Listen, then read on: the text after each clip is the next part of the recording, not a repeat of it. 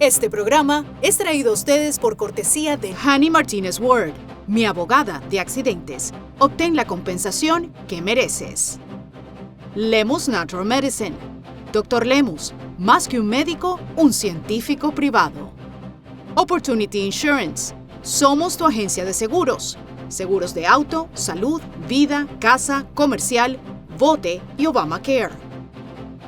Diamond Health Medical Care Center. Cuidado primario en un solo lugar. De la mano de Dios, hacemos su salud nuestra joya más preciada. Wonder Life Adult Daycare. Atención y apoyo integral a las personas mayores. El hogar de la alegría, el cuidado y el amor. Salón Cantón. Buen provecho. Bienvenidos a La Verdad con Karines Moncada, donde decimos las cosas claras y sin rodeos sobre lo que está pasando actualmente. Como siempre, te pido que prendas esa campana, que te suscribas al canal. Si tú que me estás viendo, que te estás riendo porque aún no lo has hecho, te ha dado flojera, suscríbete al canal, prende la campana y por supuesto todas esas notificaciones te llegarán. Gracias a todos por el apoyo y sobre todo gracias a las personas que hacen esto posible. Para mí es un honor el día de hoy, esta noche, presentarles a un invitado muy especial. Probablemente ustedes lo conocen. Se trata de Daniel Lara Farías, uno de los analistas y comunicadores venezolanos más influyentes y críticos del exilio. Nacido en Maiquetía en 1980, licenciado en Estudios Internacionales por la Universidad Central de Venezuela, Daniel ha sido comunicador, exdirigente político y una voz disidente implacable contra el chavismo desde hace muchísimos años. Tras sufrir persecución, atentados y amenazas en Venezuela, se exilió en Alemania en el año 2017, donde vive como asilado político. Desde allí, dirige su canal de YouTube, Daniel Lara Farías Presenta, con más de 500,000 suscriptores. Conduce programas radiales, escribe columnas y ha publicado libros como Fiesta con Piñata y Una mesa de tres patas, de la cual hablaremos más adelante. Y él allí pues hace una especie de autopsia, ¿no? Sin filtros, sobre las raíces del poder criminal del chavismo, los errores de la oposición y el camino hacia una posible reconstrucción. Y qué bien viene leer esos libros, sobre todo en estos tiempos. Tiene un estilo directo, honesto, sin pelos en la lengua, de esos que me gustan a mí.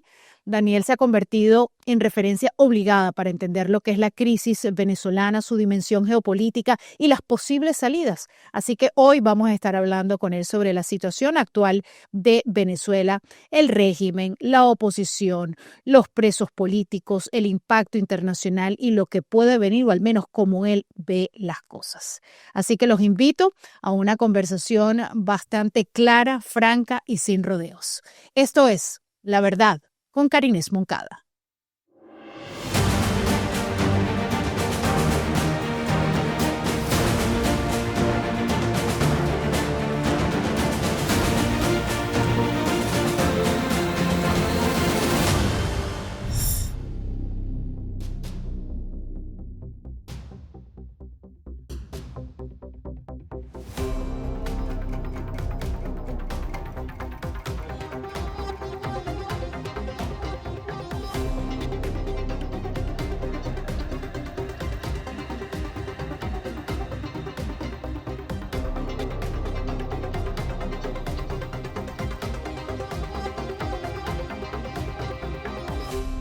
Bueno, muchísimas gracias amigos por acompañarme una noche más. Aquí lo tengo, comunicador venezolano, escritor de 2 libros. Sus opiniones incomodan, por eso es que me encanta, porque estamos en la misma línea. Es una voz muy importante, no solamente en el exilio, pero también en Venezuela, porque el chavismo, aunque lo niegue, no se lo pierde.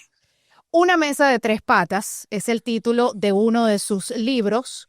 Es una referencia hoy en día en YouTube, con más de 500,000 suscriptores y sigue creciendo.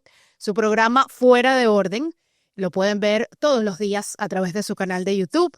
Felicidades para mi querido Daniel Lara Farías. Bienvenido. Es un placer tenerte en La Verdad con Karines Moncada. El placer es mío, Karina. Gracias por la invitación. Bueno, mira, te cuento.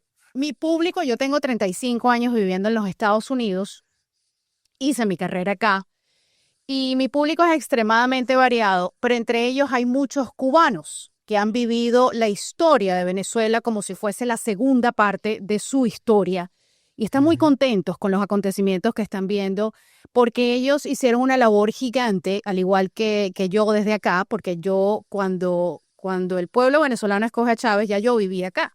Entonces nosotros advertíamos y yo aprendí todo lo que sé del comunismo y del socialismo gracias al exilio cubano. Entonces quiero que ese exilio cubano, porque sé que te van a amar, quiero que te conozcan un poco y brevemente quiero que les cuentes, para luego entrar en materia, quién es Daniel Lara Farías y por qué te obligan prácticamente a huir de tu país, de Venezuela.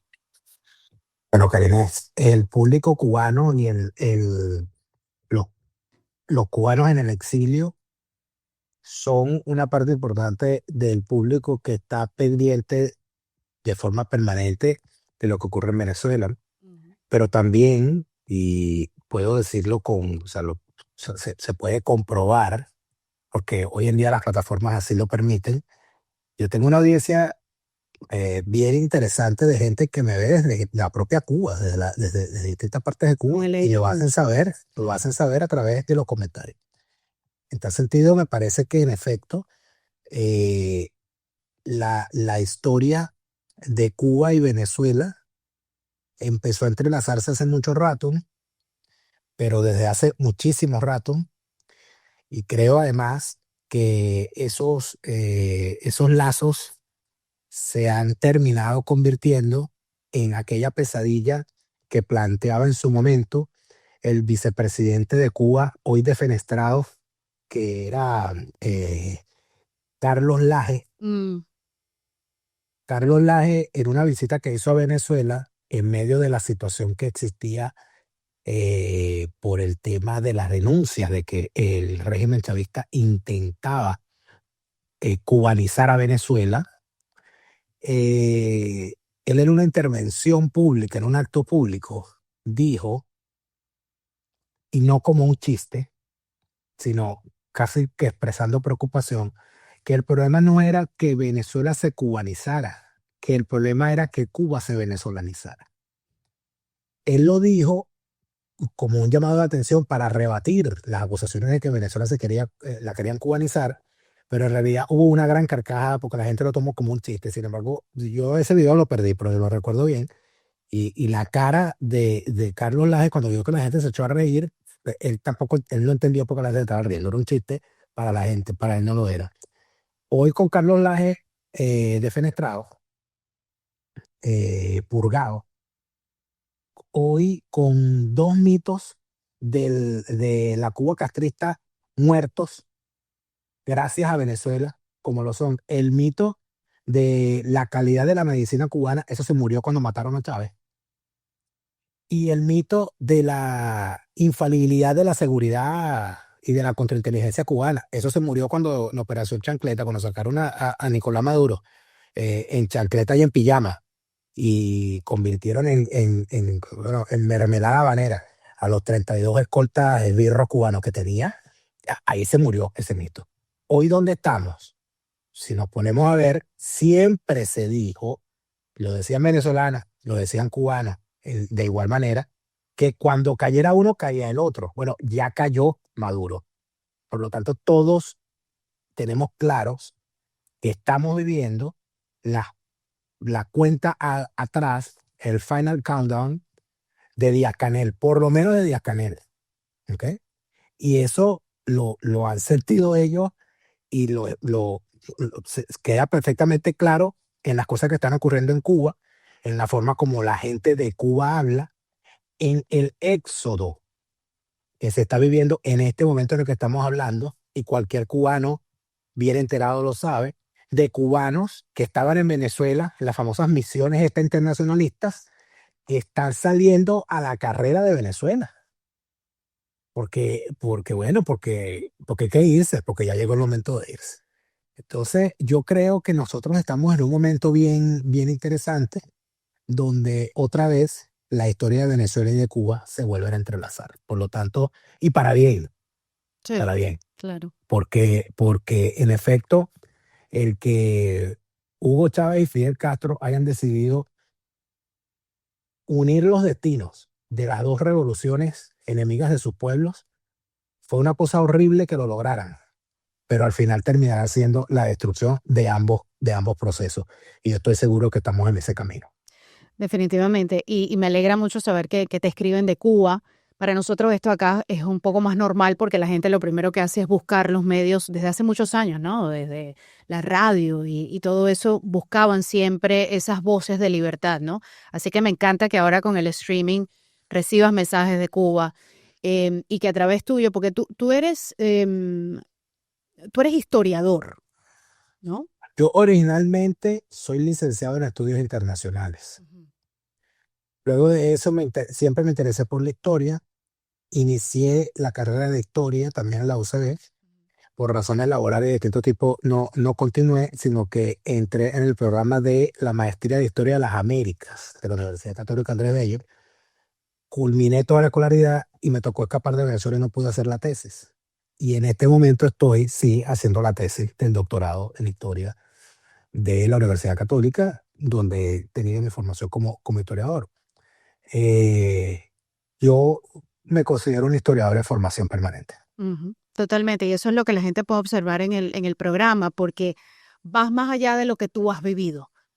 No sé cuántos años tienes, ni te lo estoy preguntando, pero 45 bellos años.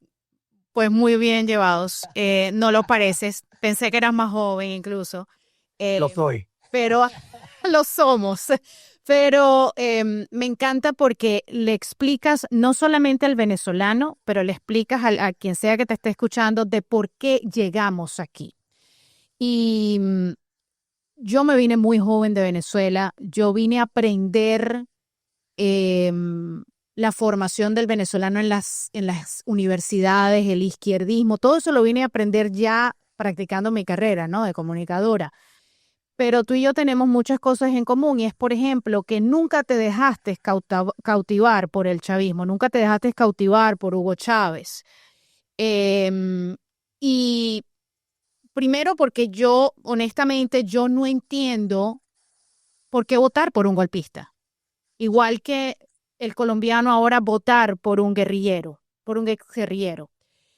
Entonces yo quisiera que tú nos explicaras, porque esa es una pregunta que yo me hago constantemente, que no la entiendo y que se hacen muchas personas, porque desde aquí hicimos campaña para que no votaran por un golpista. Sabíamos que lo que había antes de Venezuela no era perfecto, pero no había necesidad de votar por un chavista o por Hugo Chávez. ¿Por qué en ese momento el venezolano sintió en esa necesidad de que ese era el cambio que necesitaba Venezuela? ¿Por qué votar por una persona que había utilizado las armas del propio pueblo venezolano y mató a venezolanos en aquel momento en el intento de golpe, que además fue un fracaso, ¿no? Bueno, mira, la respuesta sería bastante larga ya como para Breve. sí, Para eso que sigan viendo el programa tuyo y ahí tú das mucho de esa historia. sí. Pero tú viviste los golpes de Estado en Venezuela. Yo me fui en enero del 90. Nosotros vivimos el Caracazo. Tú viviste en el Caracas. El Caracazo. Mi mamá no se va por Chávez, mi mamá se va, mi mamá trabajaba en el Banco Provincial, trabajaba en la consultoría jurídica rápidamente y mi mamá comenzó a ver cómo la corrupción ya era parte del día a día. O sea, ya para que te vieran un caso en el banco de una corporación, el banco tenía que pagar a los jueces, tenía que mover el dinero para que... Entonces mi mamá no quería que yo creciera allí. Mi mamá me dijo, voy a vender todo. En la mejor época, una de las mejores épocas de Venezuela, vendió todo y comenzó aquí de cero para brindarme un futuro diferente a lo que ella veía venir en Venezuela sin contar con Chávez. A ella no le gustaba la corrupción que veía en Venezuela. Mira, yo creo que el chavismo no es más que la fase de descomposición o de putrefacción del sistema anterior. Ujú. El chavismo es una expresión de la nacionalidad venezolana desde sus taras, desde sus defectos, desde sus complejos, desde las frustraciones y los resentimientos que guarda toda sociedad. Hay sociedades que logran trabajar eso y les cuesta mucho, pero lo logran. Alemania, por ejemplo. Japón, por ejemplo. Los países nórdicos, por ejemplo, que tienen unos problemas de comprensión de sí mismos que en determinado momento explotan en cuestiones tan horribles como el nazismo o como los nacionalismos extremistas, y eso puede llevarse a la sociedad por el medio. En el caso venezolano, nosotros tenemos un problema fundamental que no viene de la herencia hispánica, que es el tema del caudillismo. Nosotros tenemos en Venezuela, en Hispanoamérica entera, se asume que desde el momento en que nosotros rompemos el vínculo con el Reino de España, y aquí nos ponemos entonces en el ejemplo actual. Si tú hablas con un joven venezolano que, oye, que ha sido 27 años, ¿ah? Que no conoce nada diferente. Si tú hablas con un joven de 25 años, e inclusive hasta de 30 años, lo único que ellos asumen, que ellos han visto como presidente, son unos tipos que se paran frente a un micrófono y una cámara a insultar a todo aquel que se le opone, que no piensa como él, a hacer lo que le da la gana, a expropiar, a insultar, a mandar gente presa. Eso es el ejercicio del poder. De tal manera que, además, cuando ves a quienes se les oponen, te das cuenta que son una expresión más o menos parecida, que a lo interno de sus partidos son unos dictadores y que cuando llegan a cargos públicos terminan actuando de una forma bastante parecida. Y de tener el mismo rechazo a la disidencia, el que los critica es un enemigo, y entonces hay esa expresión de que, bueno, es que ese es el chavismo azul, o ese es el chavismo anaranjado, o ese es el chavismo turquesa, o ese es el chavismo amarillo. No, no, no, somos venezolanos todos. Es una expresión de nuestra nacionalidad. ¿Qué es lo que ocurre? Que en Venezuela, o sea, el tema del caudillismo, cuando tú ves y revisabas al joven Simón Bolívar, al joven San Martín, al joven, qué sé yo, a cualquiera de los jóvenes que encabezaron en los países de Panamérica los procesos independentistas. Cualquiera de esos jóvenes tú les preguntabas qué era un mandatario y lo único que ellos tenían como referencia era el rey absolutista que habían visto toda la vida ellos, sus padres y sus abuelos. Por lo tanto, cuando se rompe el vínculo con España, queda un vacío en la sociedad porque lo único que las sociedades tenían como referencia para gobernar era un autócrata, una persona que mandaba además por derecho divino, una persona que además era hombre y que además de eso no te le podía, o sea, no te le podía oponer. Y que después que gobernara venía su hijo. Entonces, eso era lo que tenía yo en mente. ¿Qué fue lo que quedó en en las sociedades hispanoamericanas? La necesidad de alguien que mandara como ellos, y ahí es donde surge entonces la expresión hispanoamericana del caudillo. En el caso venezolano, el caudillo, además de eso, es militar. El caudillo no es como puede serlo, por ejemplo, en Argentina, que el caudillo en Argentina es social, como lo puede ser en Colombia, que el caudillo es quizás un poquito más rural, aunque en Venezuela hemos tenido expresiones rurales del caudillismo, quizás el más importante de Hispanoamérica, que es Juan Vicente Gómez. Pero cuando tú me dices que viviste el Caracazo, que yo también lo viví, yo vivía muy cerca de una instalación militar. Y yo recuerdo dos cosas de ese día. Número uno, el momento en el que sale en televisión el ministro de la Defensa de la época, Italo del Valle Allegro. El general Italo del Valle Allegro salió en televisión en cadena nacional luego de que apareciera de forma fallida el que se entendía era el ministro más importante del gobierno de aquella época, que era el ministro de Relaciones Interiores, que era prácticamente el segundo a bordo del gobierno, o así se le veía, que era el ministro Alejandro Usaguirre. El ministro Alejandro Usaguirre salió en televisión ese día a leer el decreto de suspensión de garantías y no lo pudo terminar de leer. Estuvo a punto de desmayarse. Eso fue cuando la gente vio eso en vivo y directo y vio que el ministro se fue de la Cámara y no siguió leyendo el decreto porque no podía, porque no estaba en condiciones anímicas de hacerlo. Hubo una muestra de debilidad institucional horrorosa. Claro. Que la gente dijo, el ministro se iba a desmayar. Y a la hora aparece el ministro de la Defensa con su uniforme diciéndole a la gente con tono fuerte y con actitud, además de militar, las Fuerzas Armadas venezolanas están con la democracia y son demócratas por razonamiento lógico e histórico. Confíen en su Fuerza Armada, el orden será establecido cuando aparece ese hombre allí, hubo una sensación a nivel nacional de que había aparecido por fin el militar que iba a poner orden, de que había aparecido ese caudillo que hemos llamado desde que en el año 1830 decidimos que nos íbamos de la Unión Colombiana y apareció un Páez, y después apareció un Guzmán Blanco, y después apareció un Gómez, y después apareció un Pérez Jiménez. Bueno, mira, apareció el militar. Y se convierte todo el Valle Negro en presidenciable. Y empezó a pensarse que ese hombre en algún momento iba a ser presidente. Por supuesto, eso se disolvió porque eso no era su interés. Él era un militar. La gente pedía que los militares tenían que poner orden porque había mucha corrupción, porque había mucha delincuencia, porque las cosas no están funcionando. Aquí hace falta mano dura. Aquí lo que hace falta es que alguien ponga orden. Aquí es donde están los militares. Y cuando tú revisas las encuestas de opinión de la época, las 4 instituciones que eran las 4 instituciones más respetadas de Venezuela eran la iglesia, las Fuerzas Armadas, los medios de comunicación y las universidades. Eso eran los 4 pilares en los cuales la sociedad confiaba. Cuando Hugo Chávez y estos militares aparecen a dar un golpe de Estado en el año 92, la gente confió en esos falsos profetas, pensando que esos eran los militares que venían a poner el orden. Porque había un desorden y alguien tenía que poner el orden.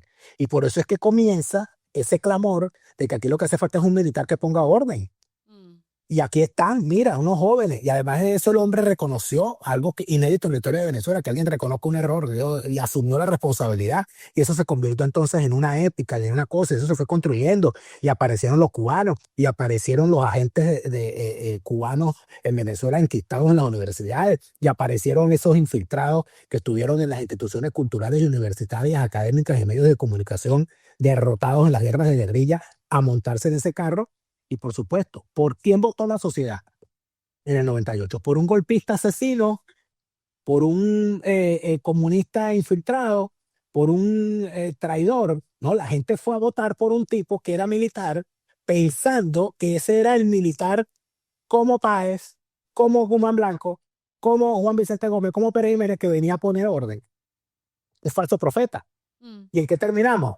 Mira dónde estamos. Mira dónde estamos. Pero yo siento que a través del tiempo, como que no hemos aprendido, como que no han aprendido la lección, porque siempre buscan como esa figura mesiánica, ¿no? Esa figura que les va a resolver, ese Simón Bolívar, ¿no? Tú sabes, siempre hay una frase, un mantra, ¿no? Hay un camino,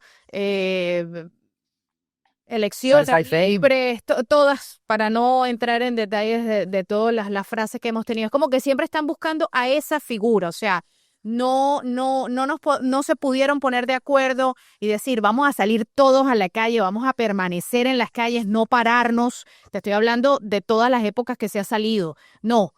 Sales un día, después te regresas a la casa, viene el cacerolazo, el bailoterapia, y al final del día, mira dónde estamos 27 años después. Tuvo que venir una entidad extranjera a comenzar a resolver esto.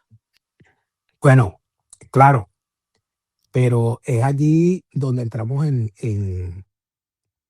que estamos dando vueltas sobre nuestro mismo complejo, nuestro mismo problema.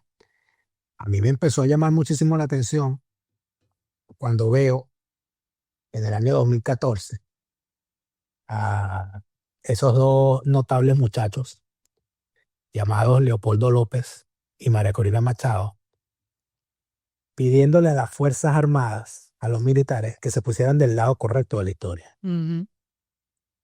¿Qué estaban haciendo ellos? Cuando tú le dices, para empezar, la historia no tiene lados correctos ni incorrectos, la historia es la historia. Cuando ellos dicen, pónganse del lado correcto de la historia, es decir, del lado de ellos, ¿qué le están diciendo a las Fuerzas Armadas? Intervengan. Eso puede ser visto con bien o puede ser visto con mal. Pero para mí es una expresión de que en efecto nosotros seguimos pensando que son los militares los llamados a poner orden en una situación donde la República está en riesgo. Y no fue ese llamado el que atendió el capitán Caguaripán. No fue ese llamado que atendió el general Ángel Vivas. No fue ese el llamado que atendieron los jóvenes que se alzaron en la Operación Jericó, en la Operación Armagedón, en la Operación Espada de Dios. El que murió en Chile, que lo mataron en Chile. O Ronald Ojeda, que es de la Operación Espada de Dios. no fue ese llamado que atendió Oscar Pérez, que sin ser militar, siendo un hombre de armas, se convirtió en lo que para mí es la expresión genuina de un hombre de armas que atiende el llamado y que hace lo que tenía que hacer y que lamentablemente terminó como terminó. Y los venezolanos en ese momento, yo no sé en ese momento cómo reaccionaste tú, no recuerdo en ese momento, pero yo acá desde el sur de la Florida, yo dije, yo confío en este muchacho. Eventualmente conozco no. a su mamá, Yo hemos no. comido con ella y todo. Sí. Y yo decía, este muchacho, y todo el mundo lo atacó, pero de una manera vil. O sea, no solamente era el chavismo, era la misma oposición que tantos años pidiendo que los militares respondieran, y a este muchacho lo dejaron absolutamente solo.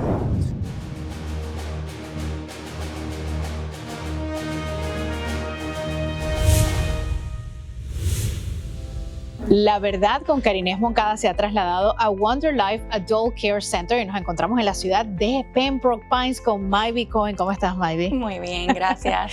¿Por qué nos encontramos en la cocina, señores? Miren, yo no sé ustedes, pero si yo en algún momento, desafortunadamente ya los abuelitos están en una mejor vida, pero en un mejor lugar, pero si yo tuviese que escoger un centro, lo primero que hago es buscar limpieza, es buscar que el lugar donde se encuentran es un lugar seguro para sus pulmones, para su salud, porque al final del día van a pasar una cantidad de tiempo considerable realizando actividades, comiendo, disfrutando. Nos encontramos en la cocina y una de las cosas que me ha impresionado, ¿no? de venir aquí a Wonder Life es ver la limpieza, ver que es un espacio abierto donde tú puedes ver absolutamente todo lo que se está haciendo en la cocina, los baños, todo es prácticamente nuevo. Me atrevo incluso a decir que ustedes tumbaron todo esto y construyeron de cero. ¿Cómo fue ese momento, ¿no? Cuando ustedes dijeron, vamos a abrir el centro, porque muchos lugares compran el centro, le medio pasan una pinturita y ya, ustedes no hicieron esto. Estás en lo correcto. Nos tomó casi 2 años para levantar esto y hacer lo que estás viendo hoy en día, de tener los guantes, las cosas para el pelo, Claro.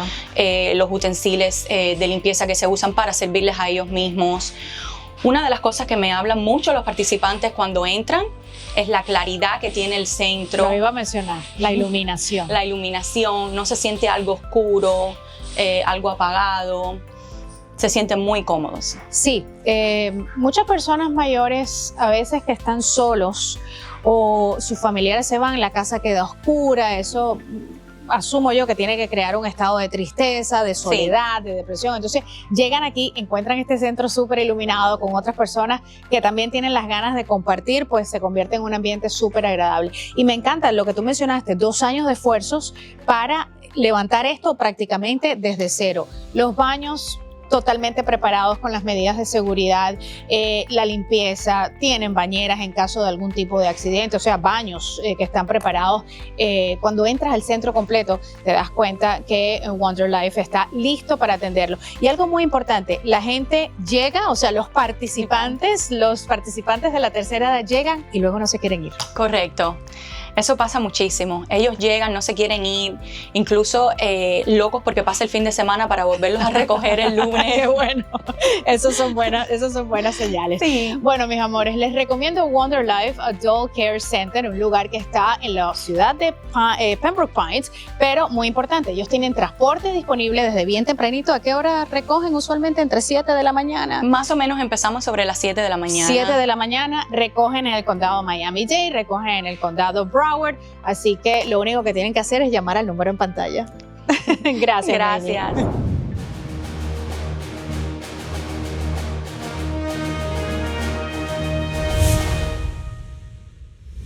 Bueno, no absolutamente, porque sí hubo una sintonía. Yo te digo sinceramente que yo no creí.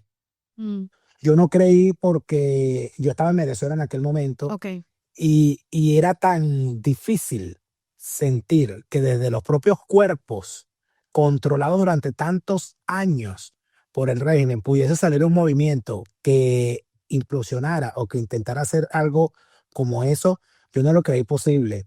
Y solamente cuando uno empieza a ver señales y a recibir información, estando dentro de Venezuela, que es lo importante. A mí me tocó ver la ejecución de Oscar Pérez, viviendo en un refugio aquí en Alemania. Ya yo había salido del país. Y yo tuve la oportunidad de conocer a Oscar Pérez, no como Oscar Pérez, sino como alumno piloto, porque yo en aquel entonces, eh, durante más de 15 años, trabajé en el sector de la aviación y yo fui instructor de Derecho Aeronáutico. Y él, cuando hizo su curso inicial de piloto de helicópteros, yo fui instructor de Derecho Aeronáutico en la misma escuela donde él hizo el curso y me tocó conocerlo a él y a varios de sus compañeros en esa promoción. Y recuerdo algunas cosas y algunos debates que él inclusive daba en clase porque era muy respetuoso del tema, le interesaba mucho el tema legal, el tema de la ley y discutía muchísimas cosas. Pero de haberle creído en aquel momento, no, no lo creí. No lo creí. Y inclusive sentí muchísima desconfianza, como sentí muchísima desconfianza de todos los movimientos militares, porque uno se enteró porque era tanto el nivel de infiltración Claro. que había en estos movimientos que terminaban todos presos y torturados y estas cosas tan horribles que uno sentía muchísimo temor de creer en alguien porque sentía que ese alguien podía en realidad ser una trampa donde terminara uno lamentablemente involucrado. Pero sí hubo gente, sí hubo militares valiosos, sí existen, que en este momento, además de eso, deberían ser reivindicados, inclusive por cualquier chavista. Porque fíjate tú una cosa, cuando este chavismo dice que son antiimperialistas y antiyanquis, etcétera, etcétera, todos esos militares que se alzaron contra Maduro para sacarlo del poder, estaban buscando una solución nacional para que no ocurriera lo que finalmente ocurrió, que fue que una fuerza extranjera tuvo que sacar a Maduro. Exacto. Si esos militares son patriotas, esos militares son nacionalistas, esos militares sabían que algo como esto podía ocurrir y querían evitarlo. Y para evitarlo, dijeron, vamos a solucionarlo nosotros antes de que venga desde afuera y lo hagan. Porque cualquier persona que comprendiera el problema que había en Venezuela con Maduro en el poder y el problema que tenemos todavía con el chavismo, aún allí en una de las mutaciones que está sufriendo, sabía, y yo lo repetí en innumerables ocasiones, que a los Estados Unidos, con Trump o sin Trump, no le iba a quedar más remedio en algún momento que actuar por la fuerza contra el chavismo. Porque era un enemigo enfrente de prácticamente en la zona de influencia y el daño que estaban causando era mayúsculo y podía convertirse en algo mucho peor. Sí. Y casi lo logran. O sea, el chavismo, y esto cuando se analice a la luz de los hechos históricos, el chavismo se convirtió en una fuerza disociadora de la región que pudo haber convertido esto no en un segundo Vietnam, sino en una segunda África, con el respeto que tienen los pueblos africanos. Y no me refiero ni a términos raciales ni a términos de pobreza, me refiero a términos de desorden institucional, Lo que está que es lo pasando que en reina, Europa. que es lo que reina fundamentalmente en África, donde en determinado momento un sargento, un cabo de la policía se molesta y lideriza a su batallón y toma el poder y se convierte en presidente. Nosotros pudimos en el continente convertirnos en algo como eso y casi en determinado momento se logra. Cuando tú te pones a revisar cómo desde Venezuela se financiaban movimientos políticos en toda la región y en buena parte del mundo para lograr tener gobiernos afines bajo su control, te das cuenta de que inclusive todavía no nos hemos enterado, pero en algún momento nos enteraremos de cuántos representantes y senadores llegaron al Congreso de los Estados Unidos gracias a apoyos y a vinculaciones con esta gente. Entonces, mira, yo sí creo que nosotros estamos en una coyuntura dentro del problema estructural, estamos ahorita en una coyuntura en la cual estamos discutiendo hasta nuestra situación como nación. Porque todas esas cosas que constituyen una nación que son generalmente elementos simbólicos, un himno, una forma de hablar, unas creencias, una ocupación de territorio, una gastronomía, todas esas cosas, los símbolos patrios, los conceptos que tú tienes como, o sea, los valores, etcétera, todo eso que constituye la nación, todo eso voló por los aires el 3 de enero. Cuando tú revisas que el Gloria al Bravo Pueblo, que el yugo lanzó, no lanzamos el yugo, el yugo voló por los aires, Donald Trump. lo rompió Donald Trump. Y si el despotismo levanta la voz y gritemos con brío, o sea, no estamos gritando con brío, y no estoy diciendo con esto que haya que reprochar que en este momento dentro de Venezuela no haya una gran jornada de protesta, ni una gran jornada de agitación, ni una gran insurrección civil, pero es que estamos viendo que en efecto el chavismo logró durante todos estos años someter a una población a través de los vejámenes, de las amenazas y de la represión, a esto que estamos viviendo, donde la gente prácticamente ha renunciado a ser el bravo pueblo del cual habla el himno. ¿Y tú crees que sería mucho pedir que horas después que había un silencio, antes de que salieron los motorizados, los colectivos, tú crees que era mucho pedir que María Corina llamara a la gente a la calle en masa a apoyar lo que había hecho Donald Trump? ¿Eso es muy complicado? Eso sería esperar demasiado.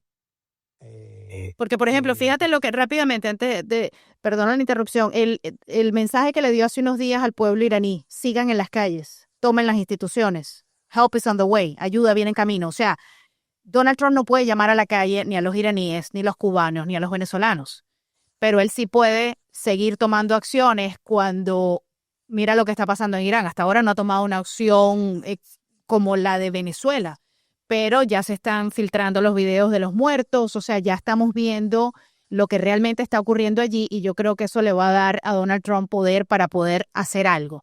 Y por eso hice la pregunta de María Corina y el apoyo, porque el silencio del venezolano, quizás de este lado, de acá, porque yo conozco cómo manejan la política acá y conozco a Donald Trump, puede ser interpretado de una manera distinta.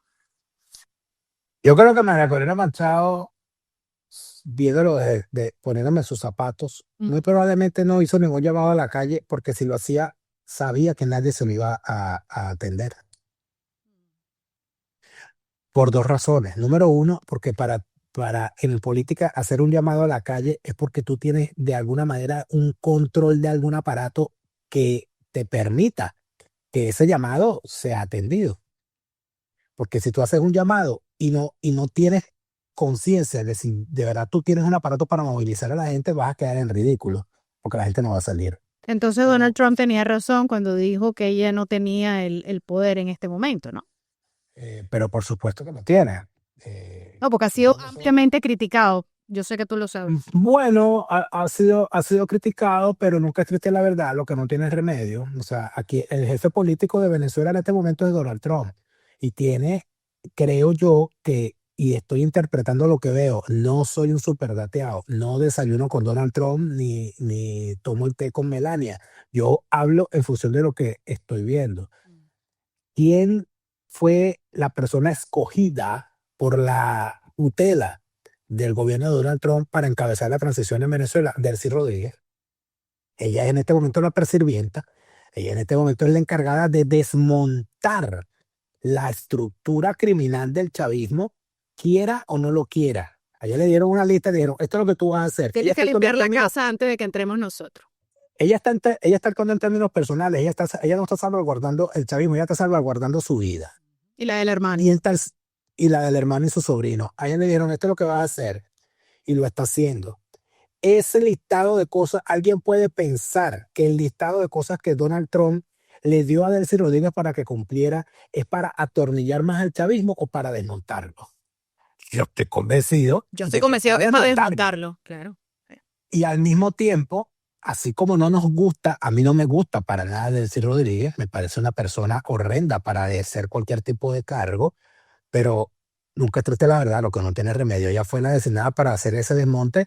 Le dije: estoy completamente seguro de que así como tuvieron capacidad de inteligencia y de comprensión de los momentos para sacar a Nicolás Maduro en una operación que duró 15 minutos desde que comenzó hasta que terminó, de la misma manera saben de qué es capaz Delcy Rodríguez y por qué ella fue la escogida. Pero al mismo tiempo, en la Casa Blanca, por la puerta trasera, en la cocina, en el cafetín, en el comedor, como tú quieras, recibieron a María Corina Machado. Eso me gusta, me encanta, me fascina, me simpatiza. No, pero eso fue. ¿Qué puedo yo pensar?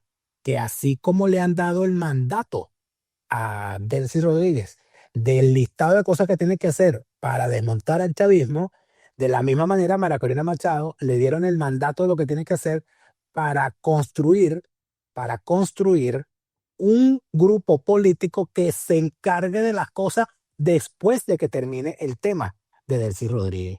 ¿Y por qué lo pienso así? Porque hasta el día de hoy no han recibido a más nadie en la Casa Blanca, con la poca, media o nula relevancia que tuvo la visita de María Corina Machado en esta conversación con Donald Trump. En tal sentido, cuando tú no ves a ningún otro dirigente político venezolano que haya sido recibido por Donald Trump, cuando tú no ves a ningún medio de comunicación preguntando por ningún otro venezolano cuando hablan con Trump que no sean Delcy o María Corina, ya creo que está perfectamente claro que las dos han sido escogidas para cumplir una misión.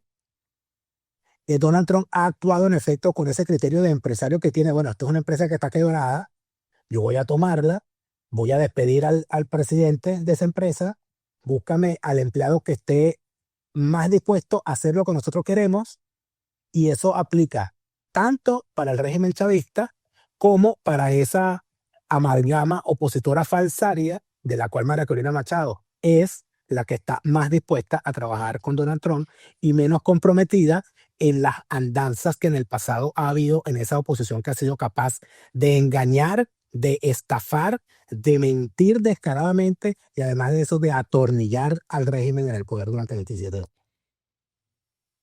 Eso lo tenía para más adelante, pero te voy a hacer una pregunta. Si mi memoria no me falla, tú en algún momento dijiste que tú hiciste un internship como un internado en la Asamblea Nacional. ¿Me equivoco? Hice una pasantía para graduarme en el año 2002. Ok. Tú conoces, y además de ser historiador y que has dado en tus programas, tú hablas mucho de la historia de cada uno de estas personas de la opoficción, como los quieran llamar, que a mí me dan urticaria, porque María Corina fue muy criticada en la visita a la Casa Blanca, no la de Marco Rubio, sino la visita a Donald Trump, por quien fue acompañado. Pero como eso hay muchos, hay videos donde le agarra la mano a uno de ellos. O sea, esta oposición que para mí son lo peor que le ha pasado a Venezuela. O sea, más allá del chavismo, la oposición no ha permitido que el chavismo abandone Venezuela. No han permitido sacar el chavismo precisamente por esa oposición que le ha dado el oxígeno.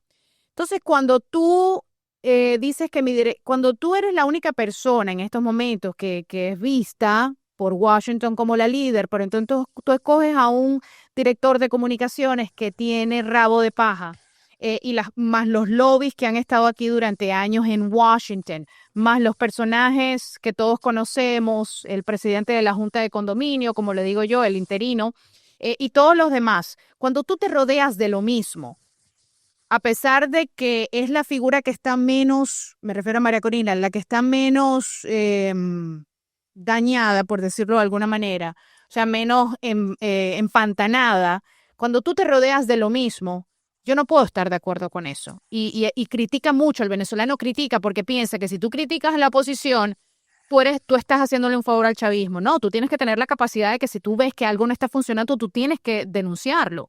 Y toda esta gente de la oposición tiene rabo de paja. Entonces, ¿de quién debería rodearse María Corina para que nos sintamos cómodos en una verdadera transición a algo diferente? No a la Venezuela de antes, ni a la de ahora, a una totalmente diferente. Bueno, creo que ha empezado a rodearse de la gente apropiada, porque ya visitó a Donald Trump y luego se reunió con Marco Rubio. Así que yo espero. Sí, pero es de compañías que a veces se busca que a mí Claro. ¿sabes? Pero, Lo sí, sabe claro, mejor bueno, que yo. pero es que fíjate el grave drama que tenemos, ¿no? Si tú me pones a escoger a mí, y creo que interpreto se entiende mucha gente, si tú me pones a escoger a mí entre Delcy Rodríguez y María Corina Machado, yo voy a escoger 1.000.000.000 de veces a María Corina Machado. Obvio. ¿Por qué? Porque me parece la líder, la dama de hierro, la mujer, la rompe. No. Es porque la otra es infinitamente peor. Y porque ya la otra la conozco demasiado. Eso por un lado.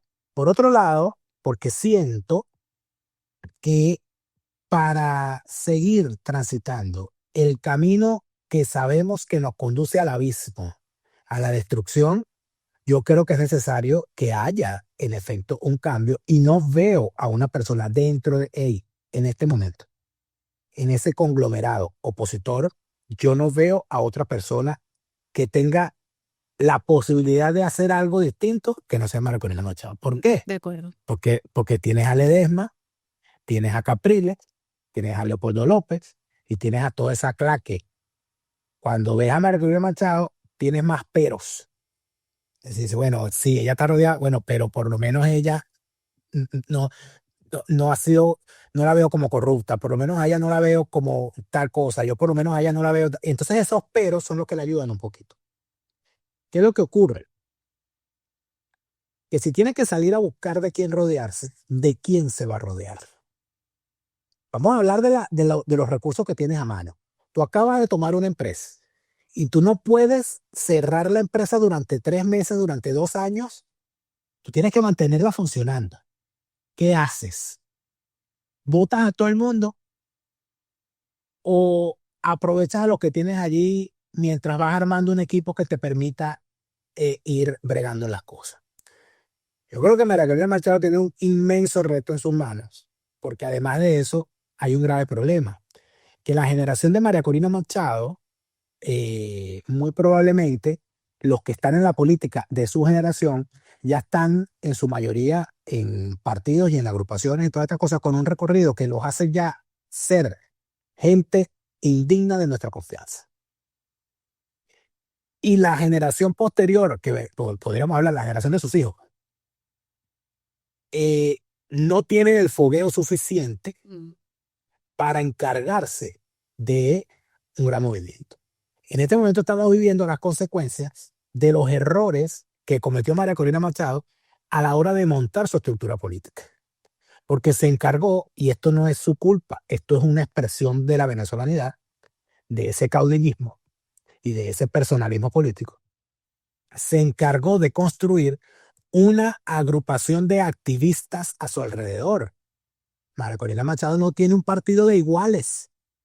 María Corina Machado no tiene un partido en el que ella se siente y tenga que debatir con gente que tenga que aprobar el rumbo de acción que ella considere. No, si María Corina Machado dice, voy para la Casa Blanca, la gente dice, ay, qué bueno, la líder va para la Casa Blanca. Y si María Corina Machado dice, voy para la Casa Blanca con Magali Meda, la gente dice, ay, qué bueno y qué bonito se vistió Magali Meda. No aparece, no se somete eso a la discusión de decir, mire, he sido invitada a la Casa Blanca. ¿Qué consideran ustedes? Y yo considero que lo que debo decir es esto y que debo ir acompañado con esto. Lo someto a la votación. Eso no existe. Entonces ella no pudo construir eso durante todos estos años y ahora necesita urgentemente una organización política y lo que tiene es un club de fans, porque tiene una asociación de activistas, donde tiene una gran cantidad de personas, muchas de ellas valiosas, por cierto, debo decir. Bueno, gracias por continuar con nosotros en esta conversación tan interesante que estamos teniendo con Daniel Lara Farías. Pero antes quiero hablarte a todas esas personas que están sufriendo de obesidad. Uno de los grandes problemas que tenemos en este país, sobre todo, es el aumento de peso, la mala alimentación. Así que si estás subiendo de peso sin ningún tipo de explicación, de repente estás tratando de dejar de comer, comes poco y aún sigues aumentando de peso, bueno, no siempre es tu culpa. La obesidad puede ser causada por desbalances hormonales, resistencia a la insulina o incluso toxicidad celular. Así que quiero recomendarte a mi gente, a mi familia de Lemus Natural Medicine, donde ellos identifican la raíz del problema con estudios de laboratorios funcionales. Ellos te ofrecen un plan natural y personalizado que mejora el metabolismo, desintoxica tu cuerpo y te ayuda a perder de peso de forma saludable. Así que no pierdas la oportunidad de reservar tu consulta. Puede ser virtual o presencial sin ningún costo. La primera visita es cortesía de Lemus Natural Medicine. Lo puedes hacer a través de su página web o también de su teléfono, que lo ves aquí en pantalla. Así que no dejes de buscar una vía natural para curar tus síntomas, que con Lemus Natural Medicine, más que un médico, es un científico privado. Y bueno, también otro número que debes guardar, yo no recomiendo a cualquier persona, siempre recomiendo a gente con la que yo he probado. Hani Martínez Ward, mi abogada de accidentes, sí señor, donde tú obtienes la compensación que mereces. Y siempre me andan llegando mensajes a través de las redes sociales, muchas personas que llegan a veces confundidas sobre lo que hacen en Hani Martínez Ward, y muchas personas tienen miedo, aunque ustedes no lo crean, de hacerse tratamientos médicos durante el proceso de reclamo del accidente cuando no quieres, porque no quieres que después le llegue el bill médico, ¿no? Lo que es la factura. Y Cuando tú contratas los servicios de Hanny Martinez Ward, tú tienes un servicio completo porque la víctima no paga absolutamente nada del bolsillo. Si a ti te chocaron, tú no vas a pagar absolutamente nada, ni siquiera los costos de contratar a Hanny Martinez Ward. Los tratamientos se coordinan con coberturas existentes como el POP, el MedPay o el seguro del culpable. Todo, absolutamente todo, desde el primer día que tú llamas al 855-DOLOR55, el equipo de Hanny Martinez Ward va a estar protegiendo para que tú no pagues absolutamente nada. Así que quiero recomendar a todo su equipo. Son más de 200 personas que están 24 horas del día, 365 días del año y 7 días a la semana pendientes. Cuando tú llames te van a atender, así sean las 3 de la mañana en medio, regresaste de una fiesta, vas hacia tu trabajo, tú puedes llamar a las oficinas de Hanny Martinez Ward y no te vas a arrepentir, porque lo más importante es que vas a obtener esa compensación que tanto necesitas. Si estás en un Uber, si estás en un Lyft, si no tienes un proceso migratorio claro en este momento, no importa. Tú igual puedes llamar a Hanny Martinez Ward y ellos te van a atender y tienes derecho a una compensación. Así que ya lo saben, el número, el bailadito, ya ustedes saben, 855-DOLOR55. Y bueno, también quiero recomendarte si necesitas un médico primario. Sí, señor. Si tú quieres ir y hacerte los exámenes de laboratorio, la flebotomía, quieres tratamientos para bajar de peso en estos tratamientos que están hoy en día de moda, pero con asegurándote de que estás revisando tu salud, pues yo quiero recomendarte a Diamond Health Medical Care Center. Sí, señor. Cuidado primario en un solo lugar, porque allí vas a encontrar todo. Si quieres hacerte los exámenes de laboratorio, todo lo que te acabo de comentar, pérdida de peso, mejorar tu salud, pues lo puedes hacer en Diamond Health. Cuidado primario en un solo lugar. De la mano de Dios, ellos hacen tu salud la joya más preciada que van a tener en Diamond. Sí, señor. El teléfono lo vas a ver en pantalla, 305-362-9989, pero ahí tienes toda la información, tienes su página web. Ellos están ubicados en la ciudad de Miami Lakes, entre Miami Lakes y Hialeah. Ahí están ubicados unas oficinas donde te van a atender como tú te mereces y lo importante es cuidarte. Estamos ya prácticamente, ya estamos en febrero, ya comenzó el mes de febrero y tú no te has hecho ese chequeo anual. Así que este es el momento. Aceptan los seguros médicos, así que llama el número en pantalla y ahí vas a saber si aceptan tu seguro, pero lo más seguro es que sí, porque tienen una amplia sombrilla, ¿no?, de seguros que son aceptados en Diamond Health. Así que te los recomiendo, una familia con principios, con valores conservadores que están listos para atenderte. También, si tú necesitas, sobre todo las personas que pueden tener en cualquier momento un accidente, tú necesitas seguro. Yo no sé cuántas veces yo tengo que repetir esto, señores. Seguro de cualquier cosa. Seguro de auto, de salud, de vida, de casa comercial, seguro de bote, Obamacare, todo eso tú lo vas a encontrar en un solo lugar. Opportunity Insurance con mi amiga Elianis, que ya está lista con todo su equipo para atenderte. Opportunity Insurance es estar en la vida, o sea, tú no puedes dejar de pasar tu vida sin estar bien asegurado. Entonces, tú eres cliente de Opportunity Insurance, tú vas a tener esa sombrilla de protección. Ellos son tu agencia de seguros y cualquier cosa que tú quieras asegurar, créeme que vas a encontrar el mejor lugar, un lugar no solamente donde te van a atender, pero no solamente te van a llamar cada vez que tú tengas que renovar, no señor, ellos te van a llamar en cada momento importante para saber si tú estás contento con el seguro. Si necesitas algo más, si necesitas algún tipo de ayuda, siempre van a estar allí para ti. Al punto que yo también me cambié. Opportunity Insurance es mi agencia de seguros porque yo quiero estar en mi vida bien asegurado. El teléfono, ahí lo tienen, 786-334-6612. Y bueno, para mis adorados de la tercera edad, los papás de la tercera edad, los abuelos de la tercera edad, cualquier persona que se quiera divertir, que todavía tiene ese espíritu espíritu joven y que quiere mantener ese cerebro activo sin que se le olviden las cosas, bueno, tú tienes que tener actividades y por eso te recomiendo a Wonder Life. Wonder Life Adult Daycare. Ellos tienen atención, apoyo integral a las personas mayores, tienen comidas, transporte, entretenimiento, una comida riquísima, por cierto.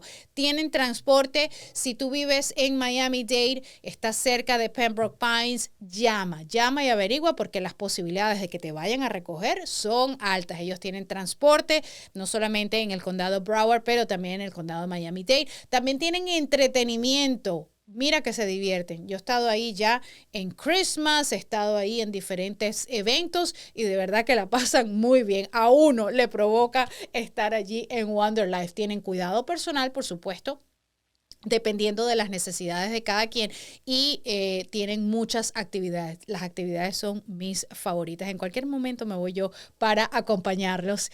Ellos son el hogar de la alegría, del cuidado y del amor, porque te dan mucho amor, te dan mucho cariño y sobre todo la gente permanece alegre. El único problema que vas a tener con tu abuelo o con tu padre es que te diga: quiero ir todos los días. ¿Qué problema, no? Wonder Life 954-586-2474. Ahora continuamos. Que son muy buenos activistas, son muy buenos en campañas electorales, son muy buenos en agitación antes de un meeting y todas esas cosas, son muy buenos en las redes sociales, son muy buenos repitiendo eslogan, pero cuando tú vas y le preguntas cuál es el proyecto que se va a desarrollar en materia de educación en Venezuela, no consigues una sola persona. Cuando tú sales a buscar un experto petrolero que responde que tenga el mismo pensamiento de María Corina Machado, no lo consigues. Cuando sales a buscar una persona que te hable de los riesgos en cuanto a seguridad y defensa y que tú identifiques, esta es la persona del partido de María Corina, como lo puedes ver en el Partido Republicano, para hablar de temas en los Estados Unidos. Tú en los Estados Unidos, cuando tú escuchas hablar a un senador republicano, ¿tú sabes a qué tendencia responde? ¿De qué familia republicana es? ¿A quién está vinculado? Si el tipo es petrolero, si el tipo está vinculado a de qué estado es y todo lo demás. Tú sabes qué expresa y a nombre de quién se expresa. Cuando tú intentas saber quién es el equipo de María Corina Machado, quiénes se expresan en función de las necesidades de esa Venezuela que está por construirse, a lo que te consigues es a Magali Meda, no voy a calificarla, pero a la señora Magali Meda, que parece ser que por sus expresiones en el pasado, en el presente y probablemente en las del futuro, no tiene muy claro lo que significa el tema político. Tienes al joven Urruchurtu, que siento que en efecto podría tener muchísimo más de lo que se requiere para un momento como este.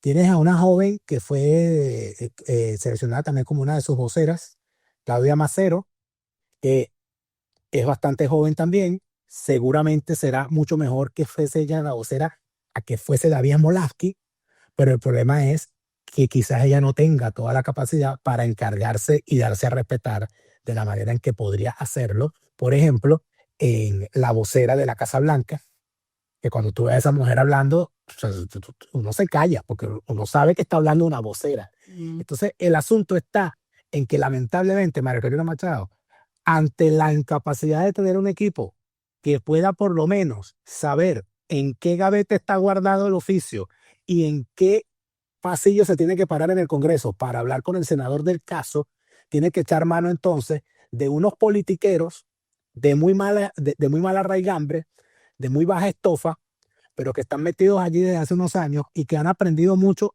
probablemente más lo malo que lo bueno. Totalmente. Como es Molasky, Estos politiqueros, como Vecchio, como Pizarro, como Vecchio.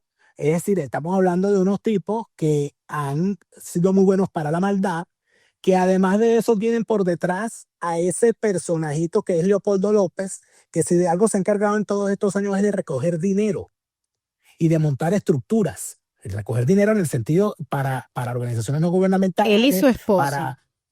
Para ese tipo de sponsors, para planes de esto, de ONG, y entonces hay 50 ONG y 50 planes, y entonces está toda esa estructura alrededor del negocio que significa la diáspora venezolana, el negocio de la conspiración, el negocio de la resistencia, el negocio de la oposición y evidentemente muchas de estas cosas cuestan dinero y cuando tú tienes que actuar y tienes que organizar un evento y quien tiene el dinero es Leopoldo López, no puedes dejar de invitar a Leopoldo López. Por lo tanto, el problema es más grave de lo que parece.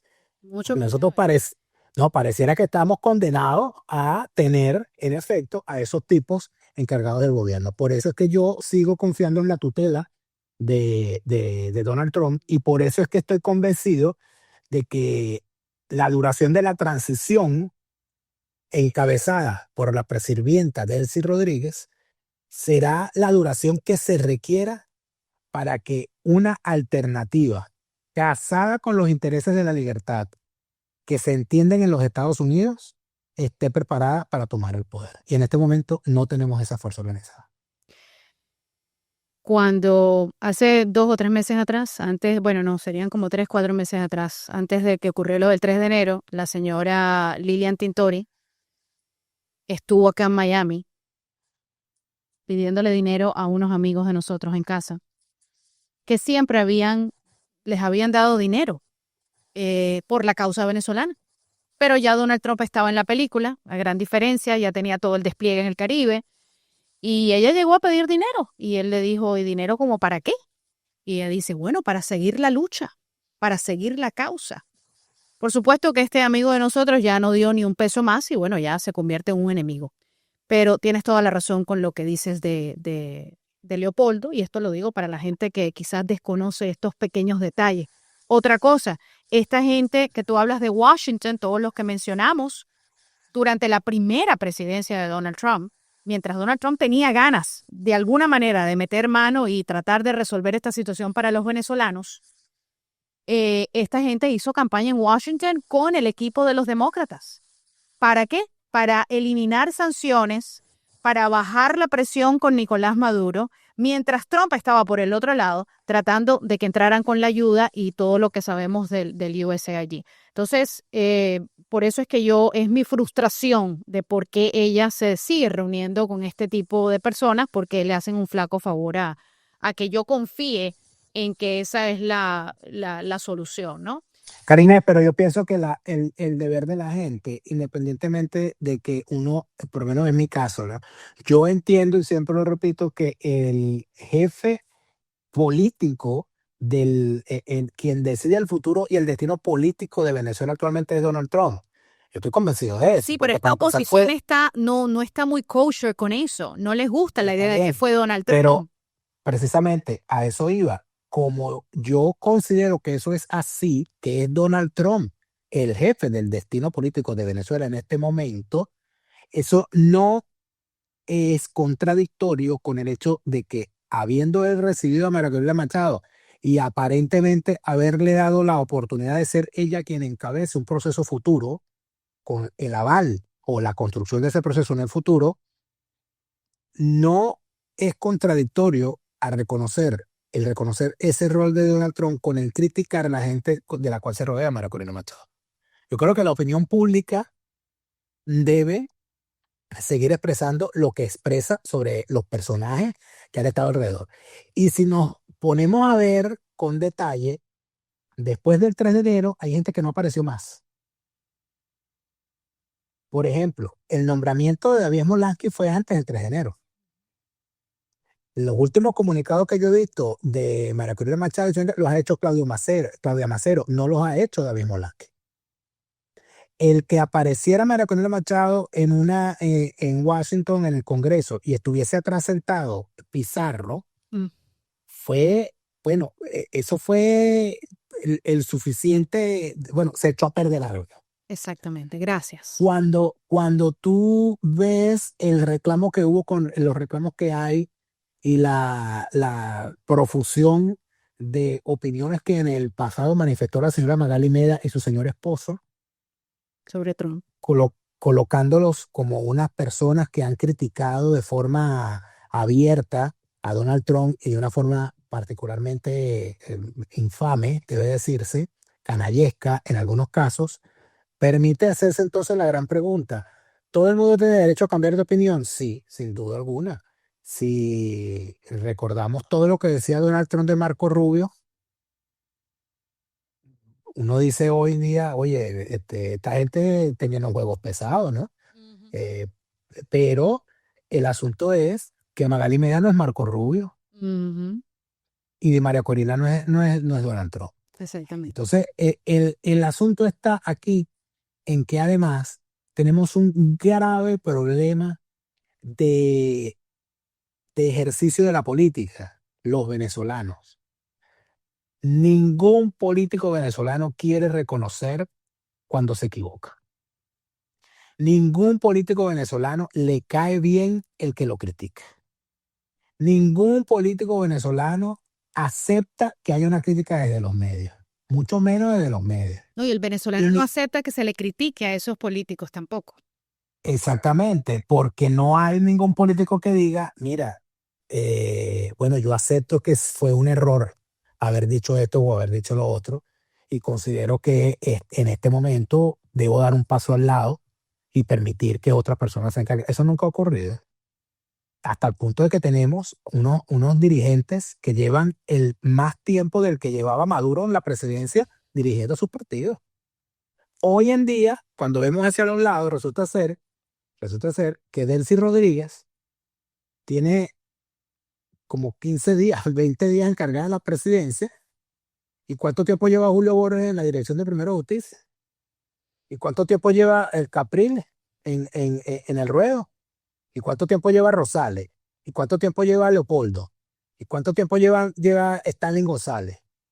O sea, estamos hablando de unos personajes que ya le cansan a la gente, pero el asunto es que el gran logro del chavismo es haber destruido el tejido institucional desde donde salían y de donde se renovaban los liderazgos. Los Hasta el liderazgos. punto que cuando tú ves hoy a un dirigente estudiantil de la UCB dando un discurso, tú inmediatamente entras en sospecha. Pues yo decía, ya va, espérate un momento. De ahí me metieron a Ricardo Sánchez, ahí me metieron a Stalin, ahí me metieron a Requesel. Y claro. O sea, tú aguántate ahí porque a mí no me está gustando eso. Entonces, en efecto, tenemos una situación en la que probablemente habrá que arrear con lo que se tiene, pero al mismo tiempo, si vamos a arrear con lo que se tiene, ¿verdad? Hay que decir, mira, aquí hay unos límites. Aquí hay unos límites. Yo no puedo aceptar que aquí se hable de lucha contra la corrupción y de construir un gobierno distinto, sin nepotismo, sin el nepotismo de Silvia Flores, sin el nepotismo de los Rodríguez, cuando vamos a tener entonces a Ledesma y a su yerno, a la de María Corina. Yo no puedo aceptar que se critique el nepotismo que ha reinado en el chavismo todos estos años, pero entonces María Corina llega con su tío Carlos Blanco. Yo no puedo creer que no haya personas de suficiente valía en las cercanías de ideológica o de pensamiento o de acción política de María Corina Machado, con lo cual ella pueda construir algo mejor que la presencia permanente de personas cuestionadas, independientemente de quiénes sean. Yo lo que creo, Karine, sinceramente, es que en este momento estamos en una situación sumamente difícil, pero Nicolás está preso. Pasando frío.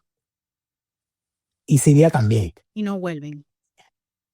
Chávez tampoco.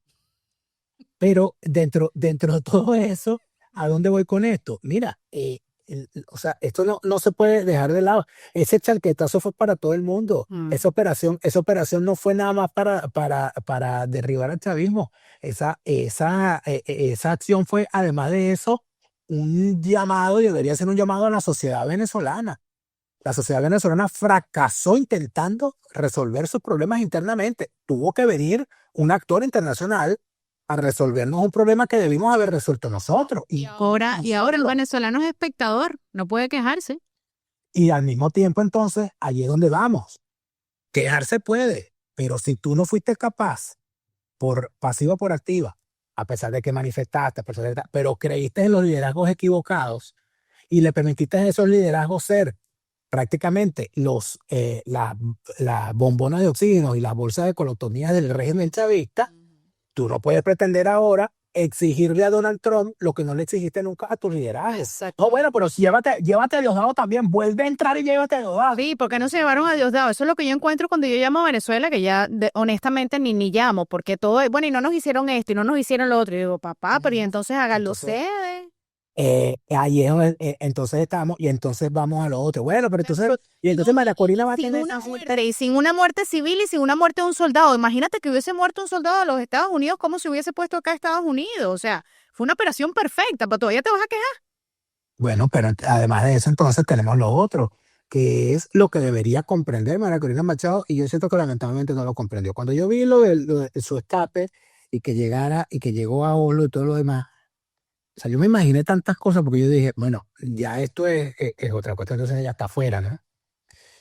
Y yo me imaginé cuando se hicieron estas reuniones, yo estoy aquí en Europa y yo estaba sabiendo que había una movilización de activistas y de gente que estaba regada por toda Europa y se fue todo el mundo para Oslo a dormir en el aeropuerto porque iban a esperar a María Corina y María Corina viene y viene María Corina y viene María y María viene. Yo dije, bueno, si esto es como yo creo, Ujú. lo más probable es que aquí ocurra o debería ocurrir una gran reunión donde María Corina Machado reúna a todo ese conglomerado de políticos de todas las tendencias, de opinadores, de gente que dice ser de la derecha, más de la derecha, más derecha, derecha, que a su derecha tienen una pared, y de esta gente que dice que ellos son chavistas, pero no son maduristas, y toda esa gente que anda por ahí, y me imagino yo que va a ser un gran congreso de la diáspora, ya que está afuera, y va a llevar una propuesta y va a decir, yo me voy de aquí a reunirme con Donald Trump y esta es la propuesta que llevo y la quiero someter a la votación de ustedes. Que hable todo el mundo, que todo el mundo la grite, que la insulte, eso siempre va a hacer falta y de allí sal con algo en la mano y ve a hacer la labor. Pero cuando vemos todo lo que ocurrió desde el momento que Margarita Machado salió, recibió el Nobel y luego se recogió y no volvió a aparecer prácticamente hasta que Donald Trump la llevó para la Casa Blanca y entonces uno ni siquiera sabíamos dónde estaba. Y después la gente espera que la reciban con bombos y platillos, sin tú haber llegado uno con no un plan sabe, de trabajo. uno no sabe qué pasó en la trastienda en todo este tiempo, porque uno no está al cabo de saberlo, porque uno no está allí. Pero en política las percepciones terminan siendo la realidad. Si tú percibes que la tipa estaba desaparecida, lo estaba, y no se lo vas a poder sacar a la gente de la mente, porque no la vieron durante todo este tiempo. Cuando tú ves a una persona rodeada de personajes cuestionados por su participación en el gobierno interino, por más que tú digas que María Corina no es corrupta, que María Corina es honesta, que María Corina es chévere, cuando tú estás rodeado de una gente que no puede, que tiene 5 o 6 años viviendo fuera de Venezuela sin explicar de qué viven, y viviendo en Washington, viviendo en Nueva York, viviendo en condiciones en las cuales no viven los venezolanos que se encuentran fuera del país, en condiciones muchos de ellos en precariedad, uno tiene el derecho a decir, mira, a mí hasta que este señor no me explique de qué vive, yo no voy a creer en él, ni voy a aceptar que lo tengan en ninguna condición. Fíjate que aquí hay algo que todo el mundo sacude las leyes y la constitución, y que el régimen no cumple la ley, y entonces que todo el mundo es cumplidor de la ley.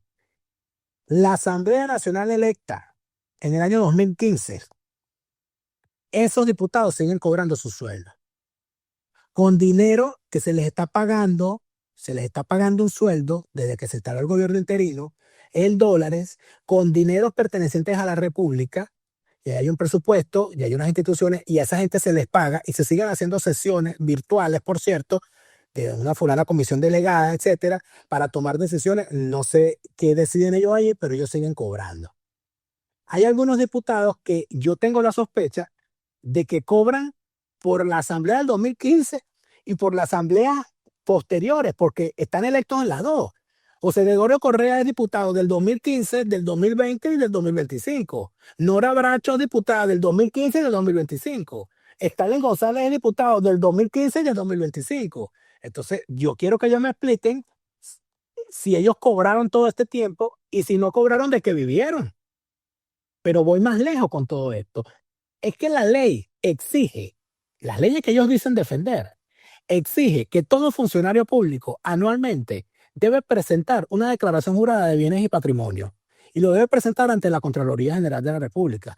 ante la inexistencia de una Contraloría General, ellos podrían tranquilamente hacer lo que hace cualquier dirigente político en los países serios. Hace su declaración jurada de bienes, la coloca en su página web, en sus redes sociales y dice, aquí está de lo que yo he vivido, aquí están los salarios que he recibido, aquí está lo que yo gasto, porque soy un servidor público y mi electorado necesita saber de qué vivo yo, si me he enriquecido en mi cargo y a qué dedico yo mis actividades. No hay una rendición de cuentas. Ningún diputado de esa asamblea ha rendido cuentas. Juan Guaidó no ha rendido cuentas. No ha rendido cuentas de Molasky. No ha rendido cuentas Pizarro. Y ninguno de esos tipos nos dice de qué ha vivido todo este tiempo ni qué han hecho. Y la respuesta cuando se les cuestiona es siempre salir a la defensiva.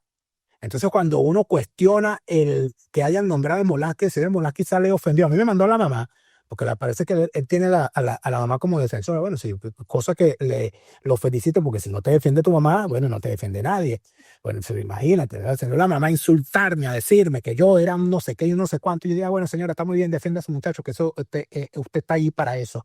Pero cuando él sale a defenderse diciendo que a mí me están funando en las redes, a mí me están, o sea, como si esto fuese un problema de que en las redes están diciendo algo de ti, cuando en realidad hay un cuestionamiento real.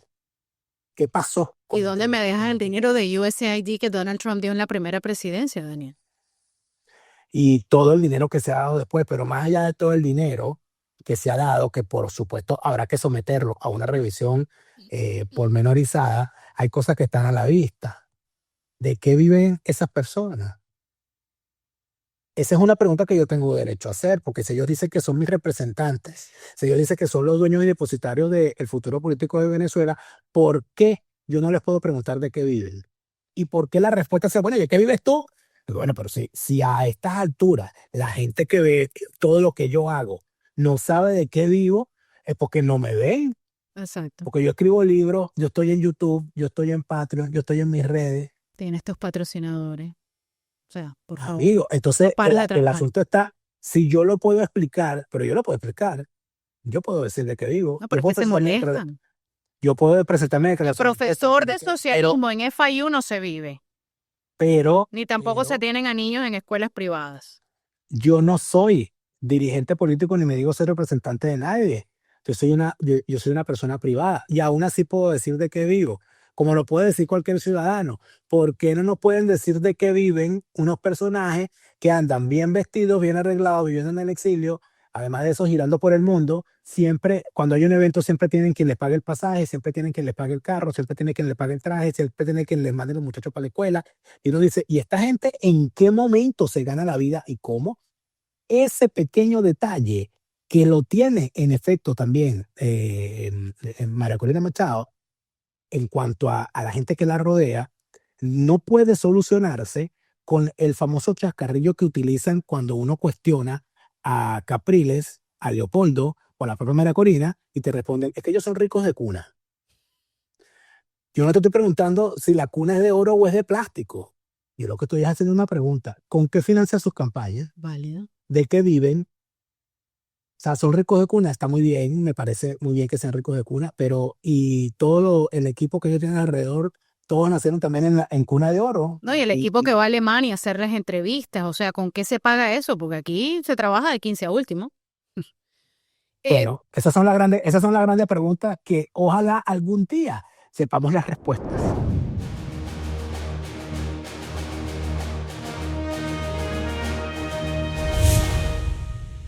Bueno, y la verdad, con Karines Moncada nos hemos trasladado a las hermosas oficinas de Hanny Martínez Ward y todo ese equipo que trabaja literalmente 24 horas al día. Gracias, doctora.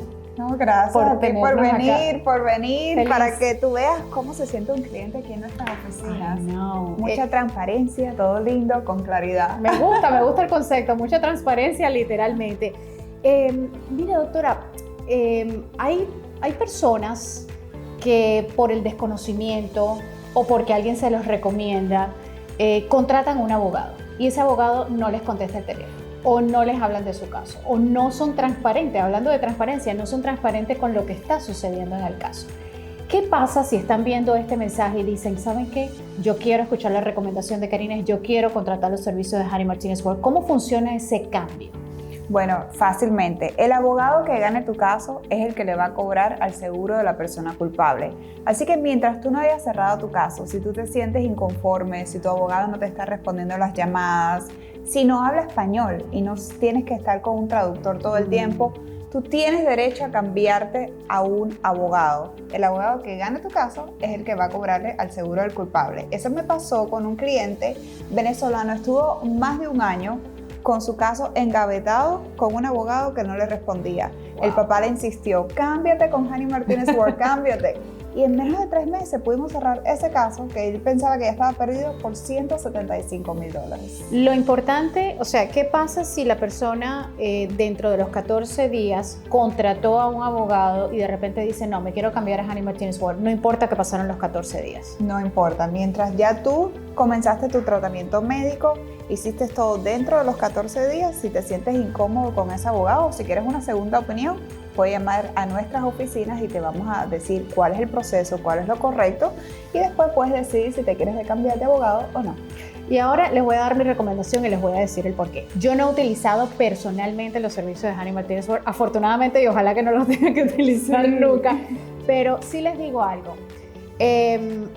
Yo he contactado a la abogada Hani Martínez Ward en casos de personas que yo conozco, familiares, y Hani contesta más rápido que un mandatario. Les digo, tiene una... ¿Y por qué eso es importante? Les voy a decir, porque muchos van a decir, bueno, pero Hani y Karine se conocen. No, no es eso, sino que enseguida ella envía a todo su equipo a que trabajen por el caso que yo he recomendado. Y literalmente, en cuestión de minutos, esa persona que yo he recomendado está recibiendo una llamada del equipo de Hani Martínez Ward. Y eso es súper importante y por eso es que yo los recomiendo. Así que ya lo saben, 855-DOLOR55 y si no tienen estatus migratorio pueden llamar. Así es, sin estatus migratorio, no importa, la ley te da derecho aquí en la Florida, Nueva York, Texas.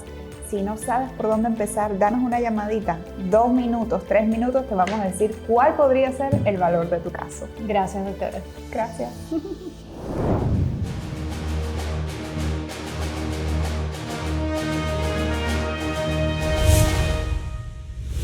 ¿Qué necesita hacer Donald Trump antes de irse o de salir? Bueno, Donald Trump termina su presidencia en 3 años, pero antes de irse de Venezuela. Para que Venezuela no sea ni la de hoy, ni la que permitió que llegara Chávez al poder. Por eso que Donald Trump lo que requiere es seguir dejando claro que es imposible construir una nueva Venezuela con el chavismo en el poder, atornillado y aliado con los peores enemigos de la libertad.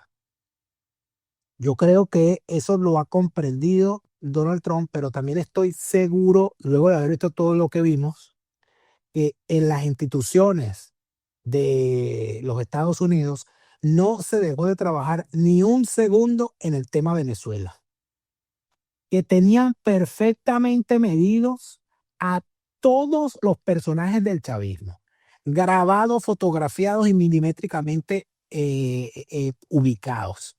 Lo demostraron con Maduro, pero lo demostraron también cuando escogen a Delcy para que encabece todo esto, porque al escoger a Delcy, en efecto escogieron a una persona que resulta ser un revulsivo para el propio chavismo.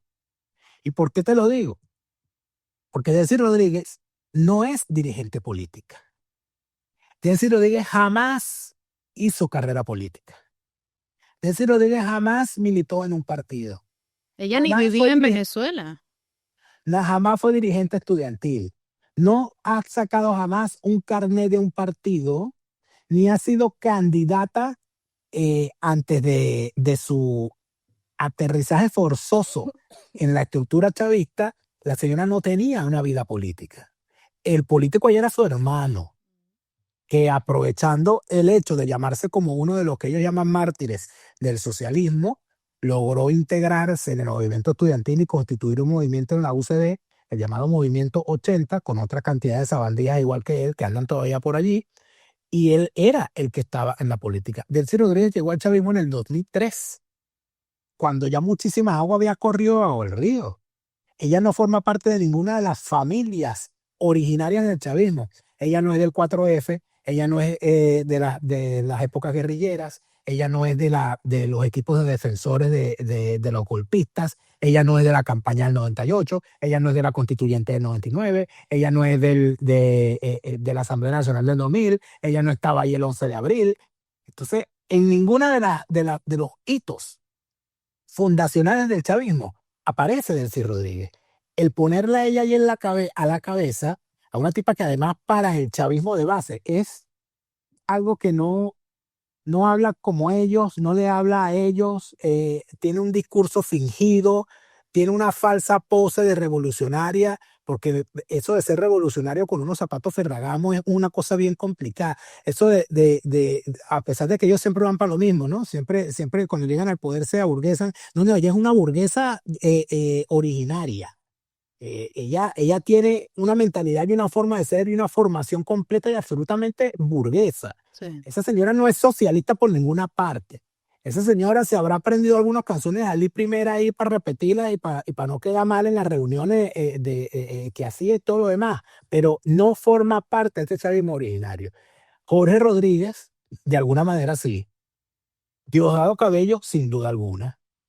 Pero ahí es donde está el gran favor para esta fase de expulsión del chavismo del poder que se adelanta, el gran favor que nos hizo Nicolás Maduro. Que Nicolás Maduro sacó del medio a más de la mitad del liderazgo político del chavismo, purgándolos y hasta matándolos. A Rafael Ramírez, a Aurelio Giordani, a Aristóbulo Turi, a todos los generales que fueron ministros de la defensa del chavismo, con 2 o 3 excepciones, aparece uno por ahí, tal, no sé qué, con un poquito de poder. A la gran mayoría de los ministros originarios de Chávez, de los constituyentes, que además de eso se han ido mudando a visitar a Chávez, porque ya también el tiempo pasa y no son ningunos muchachos. Pero cuando intentas en este momento que Delcy Rodríguez pueda constituir un gobierno con figuras reconocibles por el chavismo de base, no lo va a poder hacer porque no tiene de dónde agarrar, porque los que son conocidos por el chavismo de base son más conocidos por la DEA que por el chavismo de base y no son potables. Y a los nuevos que te puedas traer tienes un grave problema. En este momento, en un país donde todo el mundo quería antes tener un cargo, aceptarle un cargo a Delcy Rodríguez en este momento debe ser la cosa más difícil en el mundo. Porque ¿quién quiere estar allí? ¿Quién quiere en este momento retratarse en una situación en la que tú no sabes si eso que suena es un helicóptero a favor o en contra? Donde cualquier... No, y además que ya sabemos que si a Nicolás, con 32 miembros del G2 cubano, no lo pudieron salvar, no lo pudieron salvaguardar, ahí todo el mundo, como dices tú, cuando llega el helicóptero puede ser para cualquiera de ellos. Que no tienen, me imagino, no tienen el mismo nivel de protección. Además, bueno, Diosdado puede que sí, ¿no? Ahora, pero cerrando la pregunta que me has hecho de qué debería ¿Qué hacer debe hacer Donald Trump antes de salir de Venezuela? Antes de salir de Venezuela, yo creo que debe comprenderse 2 cosas. Número 1, que es imposible que un liderazgo corrupto, corrompido o corrompible sea garantía de que el chavismo regrese o mute. Y número 2, que es imposible evitar en el futuro la necesidad de volver a actuar militarmente si no se construye en Venezuela un nuevo estamento militar casado con la idea de la seguridad y el orden regional y hemisférico. Nosotros necesitamos un nuevo estamento militar porque eso que está en Venezuela, bueno, no salieron todos corriendo, ahí no hubo nadie que lo no existe el relato, chicas, de un solo militar venezolano que diga, yo agarré el fusil y disparé. No hay ni uno. Son todos unos oficiales de fusiles vírgenes. Y nadie disparó ni un tiro. Nadie es capaz de decir, yo me paré, no hay un solo testigo que diga, no, el oficial fulano le agarró y tal, no sé qué, y tuvo valor. No hay ni un solo relato de eso. Ni los mismos cubanos, que los pocos que lograron regresar y dieron un relato, siquiera pudieron. Nadie disparó, nadie. Entonces, yo creo que esas dos cosas son muy importantes. Número uno, en Venezuela tenemos un grave problema con el tema de la corrupción, que ha sido prácticamente ha sido el aceite del engranaje que ha mantenido el chavismo en el poder. Y número dos, la ausencia de un estamento militar. Si nosotros tuviésemos un estamento militar casado con la idea de seguridad hemisférica, que en este momento necesitamos tener clara, no hubiese hecho falta una intervención de los Estados Unidos, porque ese estamento habría actuado. Yo creo que hay que construir ese estamento militar y hay que, además de eso, comprender que necesitamos el combate acérrimo en contra de la corrupción, que se sienta que de verdad el que comete un acto de corrupción no va a ser perdonado de ninguna manera, y que además de eso se entienda que necesitamos sacudirnos de encima varias taras políticas, como por ejemplo el tema de la reelección presidencial. Yo estoy en contra de la reelección presidencial en Venezuela. Y creo que en este momento es el momento preciso de plantearlo. Porque no, por mucho que a uno le simpatice o no María Corina Machado, por mucho que uno tenga antipatía hacia el chavismo, yo no puedo tener como pensamiento lógico que aquí mantengamos la reelección indefinida. Totalmente. O sea, eso no es lógico, porque se ha demostrado que el tema de la reelección... No, bueno, pero es que si lo hace bien, tiene derecho a seguir. Ningún político tiene más derecho que los ciudadanos. Y aquí tiene que haber una renovación permanente, porque los tiempos cambian. Y no podemos... bueno, pero es que tú vas entonces a salir de una, pero déjame la colina 25 años. Eso no tiene ningún sentido. Hay que obligar a los políticos a que se muevan. Hay que promover que haya alcaldes exitosos que pasen...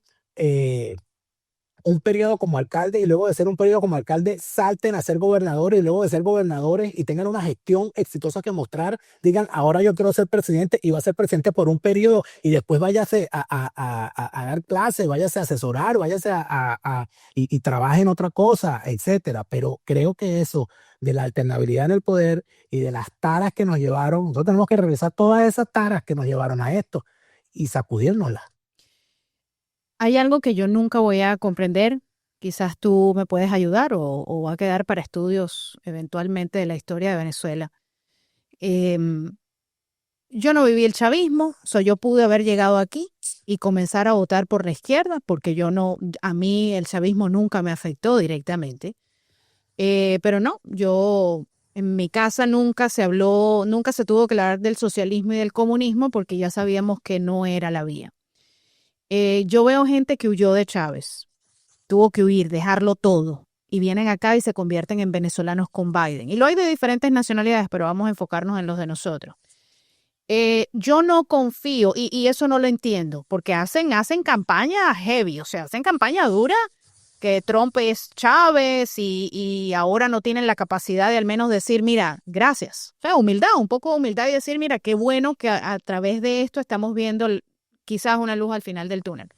Pero ¿tú confías en que el venezolano no votará más por la izquierda? Porque realmente yo no veo una figura de derecha, yo no veo un Donald Trump. Y cuando tú me dices qué es lo que debe pasar en Venezuela, yo pienso en Donald Trump, en un Bukele, o sea, gente dura, fuerte, que que enderece este camino tan turbio que hay de corrupción, de izquierdismo y de todo lo que se ha vivido en los últimos 27 años. Bueno, eso es una tarea pendiente, pero yo sinceramente te digo, yo pienso que la gente ha sido mucho más inteligente que los dirigentes, y han llevado inclusive un paso adelante de observadores, analistas e inclusive comunicadores. Por ejemplo, cuando el 29 de julio del 2024 en la madrugada hubo una explosión limitada, sí, pero la hubo, de ciudadanos que salieron a la calle a tumbar las estatuas de Chávez. Yo eso no me lo esperaba. Yo eso no lo preví. Yo no creí que eso fuese a ocurrir de la forma en que ocurrió. ¿Por qué? Porque en los momentos de efervescencia política en Venezuela, con desórdenes de calle que han ocurrido en el pasado, lo que normalmente ocurrían era saqueos a la propiedad privada. Y en esa ocasión, la gente no fue a reventar la vidriera de ningún negocio de un comercio privado. La gente fue a tumbar las estatuas de Chávez, que era el símbolo Es decir, la gente se fue a los elementos simbólicos de lo que significaba la opresión. Y eso no nos mandó María Corina, ni mucho menos el mundo que estaba ya dormido. Allí eso fue una reacción natural de la gente que actuó entendiendo que el chavismo es el enemigo. Hoy, cuando tú revisas un poco, y si bien las redes sociales no son la sociedad, pero cuando tú hablas con gente, cuando le explicas, cuando haces alguna encuesta, etcétera, te consigues con mucha gente diciendo que no habría nada de malo en ser el Estado 51 de los Estados Unidos. Cuando tú escuchas a los hijos de Bolívar, de Piar, de Mariño y de José Antonio Páez, y que les enseñaron que el negro primero se fue con una lanza atravesada en el pecho hasta donde estaba José Antonio Páez para decirle, mi general, vengo a decirle adiós porque estoy muerto. Cuando tú tienes toda la Venezuela heroica y tú te vas del país, te metes en la maleta a los lanceros de Páez, a José Félix Rivas, a los muchachos de la Bacaña, la Victoria, etcétera, y hoy un venezolano es capaz de decir, yo no veo ningún problema en ser el Estado 51, no veo ningún problema en que la moneda sea el dólar, yo no veo ningún problema en que aquí prohibamos el chavismo y el socialismo. Tú te das cuenta de que hay una conciencia de que esto nos hizo muchísimo daño. Y cuando tú te das cuenta de eso, además comprendes que la gente no va a escoger en el futuro entre el chavismo y la oposición. La gente va a escoger entre su libertad y su libertad. El que aparezca vendiendo cualquier cosa que huela a chavismo no va a poder vender lo que ofrece. El que aparezca hablando de la propiedad social, imagínate tú cómo se ha perdido el sentido en Venezuela de la palabra colectivo. No puedes hablar de colectivo en Venezuela porque la gente lo asocia con una banda delictiva. Claro. Entonces, yo lo que creo es que la sociedad venezolana, de alguna manera, ha entendido que todo eso que ha sido la izquierda, el socialismo, etcétera, le ha hecho daño. El temor que yo tengo es que en realidad el socialismo, la socialdemocracia, la democracia cristiana, los socialcristianos, todas esas cosas que han surgido en Venezuela no son otra cosa que ideologías de reemplazo de vacíos que lo que buscan es Cambio de nombre. barnizar la misma expresión de nuestra nacionalidad del ejercicio político hegemónico, de que yo llego al poder para tener la renta petrolera y repartirla y ser yo quien reparte y quien construye y decido quién es mi oposición. Y el problema ya allí, y eso sería ya cinco. Ese es otro tema, uno de los grandes problemas es la renta petrolera. De acuerdo. El problema no es ya el socialismo, el problema es el colectivismo, que es el verdadero enemigo a vencer. Porque cuando te aparece una persona y te dice que el problema no es las misiones, como hacía la oposición en su momento. No, las misiones no son de todo malas, lo que hay es que mejorarlas. Cuando te dicen, no, la caja del club no es mala, la bolsa del club no es mala, lo que pasa es que tiene que tener pollo y tiene que tener carne. Cuando te dicen que el problema, el problema no es el barrio adentro, el problema es que los médicos no son venezolanos. Cuando tú ves esa cuestión asistencialista, intervencionista, que el problema no es que el Estado sea empresario, sino que la empresa no funcione, tú dices, papá, espérate un momentico ahí. O sea, tú lo que me quieres es cambiar el caballo de color. Entonces, yo no quiero tener un caballo, yo quiero tener un autobús. Entonces, yo creo que ahí es que vamos caminando. Es muy complejo, Karinés, y yo creo que si me preguntan una cosa, ¿qué hacer con Venezuela? Yo te diría que aquí hay que mirar a lo que fue el ejemplo japonés de la posguerra. Que hubo un gran reseteo social, y si bien no somos japoneses, hubo un gran reseteo social, y lo que se hizo fue un cambio de valores y una inversión mayúscula en educación. Nosotros necesitamos un gran programa educativo que resetee la sociedad, y no solamente en las escuelas, en los hogares, en las calles, en los medios de comunicación, y si nosotros no hacemos eso, no nos vamos a despojar de todas las tareas que trajeron al chavismo. Totalmente de acuerdo. Hay un corazón socialista no solamente en Venezuela, pero en Latinoamérica, que para mí es muy complicado entenderlo. Pero se está derribando, y yo creo que es interesante el asunto porque en este momento estamos viviendo una comprensión en todo el continente. Allá en Costa Rica hubo también otra expresión, gracias a Dios, de una persona que ajena a la idea de la izquierda, Y yo creo que a pesar de que yo no estoy 100% casado, o sea, no soy mileísta, no soy buquelista, como no tampoco soy trumpista, yo soy militante en mi propia libertad. Pero Pero Trump se sí, enamoró el sí, 3 de enero, acéptalo. el 3 de enero me cautivó mi corazón, sin duda alguna. Pero aquí hay una cosa importante. Si para sacudirnos el socialismo de Hispanoamérica, Ujú. lo que necesitamos es que de un lado estén gente como Milei y del otro lado esté gente como Bukele, y que nosotros tengamos que escoger entre un Milei y un Bukele, ¿dónde firmo? O sea, para que eso ocurra. Porque cuando tú llegas a Barcelona y te montas en un taxi en Barcelona, España, y el taxista te dice que aquí lo que hace falta es un Bukele, porque aquí tenemos un problema con la lengua, necesitamos un Bukele. Cuando tú hablas con algún hispanoamericano con el tema de los problemas económicos, dice que necesitamos a alguien como Milei que pase la motosierra. Cuando tú ves que Bukele es la expresión de lo que la gente siente que necesita para poner orden, y cuando ves que Milei es lo que la gente ve como expresión de lo que se necesita para derribar el problema económico grave que puede tener su país, tú te das cuenta que por ahí eso no aparece. No aparece, la gente no está pensando, no, vamos a escoger a alguien como López Obrador. Eso no está pasando en ninguna parte del mundo. Mm. Aquí la izquierda está sepultada. Y el 3 de enero murieron, bueno, murieron buena parte de los mitos alrededor de los cuales la izquierda tejía su relato. Que si la autodeterminación, la soberanía, la autodeterminación de los pueblos, la solidaridad hispanoamericana, Sí, la solidaridad de la izquierda. ¿Dónde están duró. los combatientes mexicanos que iban ayer a rescatar a Nicolás Maduro? ¿Dónde están los combatientes cubanos? Bueno, sí, convertidos en jalea de hombres. ¿Dónde están ese poco de izquierdistas que supuestamente estaban dispuestos a evitar que el imperialismo yanqui hiciera lo que le daba la gana con Nicolás Maduro? Todo eso se murió. Esa gente no existe. Eso es pura consigna. Eso es humo. Eso es mentira. ¿Tú te imaginaste ver a Donald Trump jugando a los dos bandos? O sea, diciéndole a la presirvienta qué es lo que tiene y qué no tiene que hacer, y por el otro lado también lidiando con una transición con María Corina junto con Marco Rubio. O sea, ¿tú te imaginaste ver esto de esta manera? Nunca. Nunca. Yo nunca me imaginé. Yo nunca aposté a que iba a haber una intervención como la que hubo.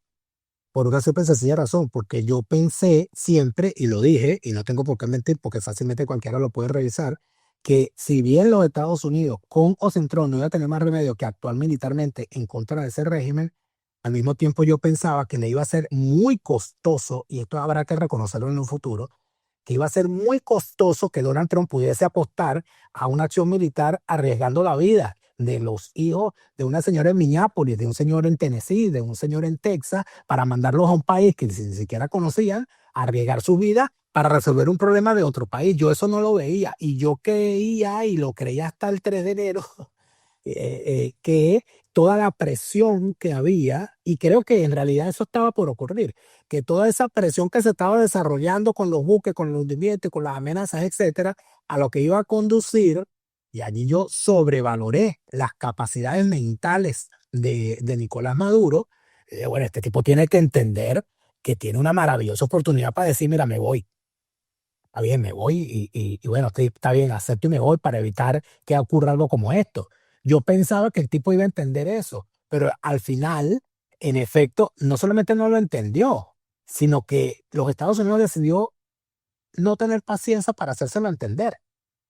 Y no pudo el Papa, no pudo Rusia, no pudo Turquía. Cuando yo vi, y eso para mí fue una señal muy importante, y visto, por supuesto, ya sabemos el final de la película, ¿no? Ya sería fácil analizarlo, pero cuando yo vi que le preguntan a Lukashenko, el dictador de Bielorrusia, ¿usted le ha ofrecido a Nicolás Maduro venirse para acá?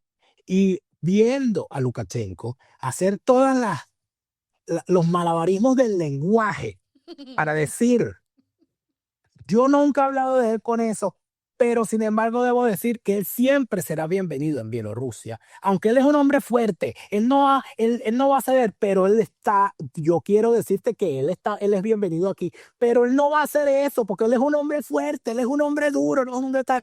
pero nosotros no Estás bienvenido, tendríamos pero no problema. venga. Nosotros no tendríamos problema en recibirlo si ese es su deseo. Cuando yo veo a Lukashenko diciendo eso, yo digo, "Oh", cuando ves a la canciller, que es una señora bien impertinente, a la canciller de Petro, que se le salió en una conversación con la prensa. Yo no sé si nosotros queremos hablar, le hemos ofrecido a Nicolás Maduro que salga y que nosotros le buscamos para dónde irse. Cuando tú ves que eso se empezó a manejar y empezó como a filtrarse, yo dije, no, aquí están hablando con el tipo para que el tipo se vaya. Por lo tanto, yo dije, oye, la amenaza es cierta, el tipo se va a ir, porque no puede estar todo este sentido equivocado. Pero cuando sonaron los cañonazos y todo lo demás, yo dije, oye, el tipo lo hizo. Por lo tanto, yo creo que en el futuro habrá que reconocer, número uno, el valor y la tenacidad de Donald Trump para poner la carne en el asador sabiendo de que esto podía terminar muy mal. Si Podía hubiese, terminar, hubiese esto podía quedado acabar, mal, si esa operación no hubiese sido exitosa, hubiese sido peor que Bahía de Cochinos. ya.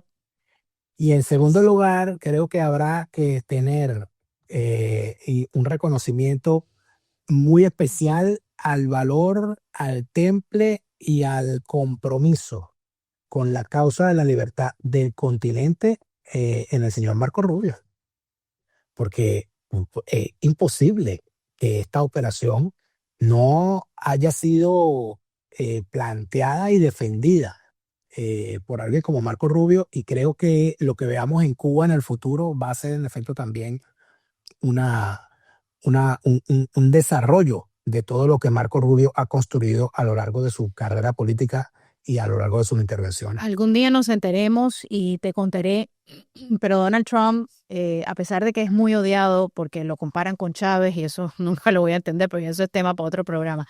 em, Donald Trump tenía tantas ganas o más de resolver la situación de los venezolanos, sea por las razones que sean, en la primera vuelta, y la oposición aquí no le dio chance. Hicieron lobby con los demócratas, eso fue un absoluto desastre, lo viví yo en Washington. Yo estaba en Washington sentada literalmente en mesas que, bueno, algún día lo contaré. Y él sabe que, o sea, él conoce muy bien a los miembros de la oposición que lo engañaron, que se burlaron de él. Y el americano tiene algo, el americano es muy bonachón. Pero cuando se da cuenta que te estás burlando de él, prepárate. Y por eso es que él hizo, en esta segunda vuelta, lo hizo totalmente diferente. Lo hizo enfocado en el daño que estaba haciendo el cartel de los soles y toda la maquinaria afectando la seguridad nacional de nuestro país, de los Estados Unidos. Rápidamente, ya para concluir, Daniel, yo hice una serie en el 2007, La Venezuela de Chávez, Viaje a Venezuela. Yo hablaba entre los capítulos, hablaba de las 3 Venezuelas, porque la gente aquí no entendía mucho todavía eso, ¿no? Y yo le decía, mira, existe el chavismo, existe la oposición y la oposición light. En aquel entonces yo desconocía muchas cosas de la oposición que hoy en día tú y yo hablamos, pero me refería al que cuadraba con el chavismo, ¿no? Para hacer fortunas, mantener canales de televisión abiertos, etcétera. ¿Tiene esto algo que ver con la mesa de 3 patas? Aún no lo he leído, por eso te hago la pregunta, que es tu libro que siempre mencionas en tu programa. La mesa de 3 patas es el símil que yo encontré para describir la fase de metástasis del chavismo, porque yo considero que ya el problema en Venezuela, y, y obviamente podría verse como una confirmación la acción del 3 de enero, de que ya el problema en Venezuela no es el chavismo. El problema en Venezuela ya era la fase de metástasis, donde el régimen chavista había logrado construir una oposición a imagen y semejanza de sus necesidades, y había logrado además consolidar a un entramado que la gente popularmente ha llamado la boliburguesía, donde hay elementos de los viejos de los viejos sectores empresariales en Venezuela corrompidos, o sus hijos o sus nietos, y gente de nuevo cuño. Entonces, ¿cómo funciona esa mesa de 3 patas? El chavismo está en el poder, la oposición falsaria actúa siempre para ayudar a que permanezcan en el poder y toda esa operación es financiada por una boliburguesía que crece de forma exponencial gracias a los negocios que hace a la sombra del Estado y dichos negocios permiten financiar campañas, financiar políticos, financiar la permanencia de ese chavismo en el poder y sirve además de grasa para que el engranaje siga funcionando. Por eso es cuando es que tú veías en determinado momento como no había dinero para muchas cosas, pero siempre había campañas electorales. Mm. Por eso es que tú veías entonces cómo medios de comunicación terminaban cambiando de dueño de la nada. Por eso es que tú veías cómo un banquero pasó de ser office boy de otro banquero y luego un mediano corredor de bolsa para convertirse en el mismo periodo en el que Venezuela quebró con todos adentro, incluida su industria petrolera, que nadie se imaginó que eso pudiese quebrar, y se terminó convirtiendo un humilde banquero en la cuarta fortuna más importante de España, en el mismo periodo. Eso ¿cómo ocurrió? Eso ameritaría una explicación. Lo que hago yo en el libro es intentar explicar cómo a lo largo de la historia se fue construyendo ese sistema y cómo se logró construir a una oposición que simulaba oponerse sin hacerlo y que además de eso vivía del negocio de hacer oposición. Y con la implosión que ha significado la operación Chancleta que el señor Donald Trump ejecutó el 3 de enero cuando sonaron los cañonazos, nosotros vamos a empezar a ver cosas que, por cierto, yo no me imaginaba que iban a salir por donde están saliendo, porque cuando yo veo que ha aparecido nada más y nada menos que un cuñado de Henry Ramos Ayub en los papeles de Epstein. Ayer hablaba eso yo con mi esposo y yo decía, ¿cómo esta gente terminó en los Epstein Files? Cuando tú ves el nombre de Henry Ramos Ayub, el nombre de bolichicos, el nombre de boliburgueses metidos en esa cosa, cuando tú ves que ahí hay chavistas y hay opositores, cuando tú te percatas de que hay, bueno, tú ves que un yerno de Ledesma, el esposo de su hija, está preso y condenado en los Estados Unidos por legitimación de capitales de dineros provenientes de negocios con el chavismo, cuando tú percibes todos los negocios que se han hecho estos años, entonces tú dices, ah, con razón. Yo veía esta mañana que alguien me mandó unas declaraciones de un personaje nefasto que es Jesús Chuo Torrealba, que fue la cabeza de la Mesa de la Unidad Democrática. Y cuando tú escuchas las declaraciones que ese señor da hoy, rechazando la posibilidad de que haya una ley de amnistía por considerar que eso es garantizar la impunidad y no garantiza la reconciliación, sino que perpetúa la impunidad, cuando tú ves que ese hombre era el que dirigía a la oposición, tú comprendes un poco más porque el chavismo duró lo que duró en el poder. Ese hombre una vez en una entrevista de radio, fue la última vez que lo entrevisté, me dijo, es que ustedes, porque no sé, nosotros, imagínate, trabajamos aquí en la radio y no sé, algo habré mencionado yo de Cuba, me dice, es que ustedes tienen una obsesión con los cubanos y eso es un mal de los que viven allá, que están obsesionados que todo es Cuba y todo es el socialismo y el comunismo. Le dije, ok, Chubo, esta es la última vez que hablamos, feliz día, bendiciones, más nunca conversé con él, terrible, pero ahí hay 32 pruebas que quedaron estampadas en el asfalto el 3 de enero de cómo era la intervención cubana en Venezuela. Yo creo que en algún momento, Karine, habrá que darle, yo recuerdo lo que significaba hablar de la intervención cubana en Venezuela, cómo te veían como un loco. Cómo se tildaba a personas como Marta Colomina de ser una radical por decir que los cubanos estaban en Venezuela. Había periodistas que eran rechazados, inclusive terminaron siendo vetados de medios de comunicación por decir que la intervención cubana en Venezuela era un horror. Y hoy, cuando tú ves que ocurrió lo que ocurrió el 3 de enero y tenías el anillo de seguridad del el tirano conformado por elementos cubanos, no ha salido ni uno solo de estos personajes como Chugo Torrealba a pedir perdón por haber ignorado la gravedad de esa intervención, sino que reclama que hubo una intervención de los Estados Unidos cuando no reclamaron la intervención que durante 27 años hicieron de forma continuada con la anuencia de venezolanos, los cubanos en Venezuela, ni hablan de todas las acciones que Fidel Castro financió en contra de la democracia venezolana en el pasado. Entonces, ahí es donde nos damos cuenta de que tenemos el enemigo adentro, de que tenemos a unos personajes que fueron los líderes de esa oposición para hacer lo que les tenían encomendado hacer desde el chavismo, garantizarles la permanencia en el poder. La primera vez que yo fui a cubrir política en Venezuela fue en el referéndum revocatorio. Yo estaba en el Hotel Meliá, donde estaba el Centro Carter. Casualmente nos estábamos quedando allí. Y estaba haciendo yo una presentación, estábamos haciendo diferentes emisoras aquí en Miami. Y me percato que lo que tenía yo alrededor era el G2 cubano. Claro, yo tenía un conocimiento porque yo vivo acá. Y mi prima estaba casualmente visitándome, estábamos esperando esa infame reunión cuando el Centro Carter, tú sabes, acepta que el chavismo ganó y todo esto. Estaba Jimmy Carter también. Y le digo yo a mi prima, todas estas personas que están aquí al lado, que no hablan, porque obviamente el acento los iba a delatar, estas personas son cubanas.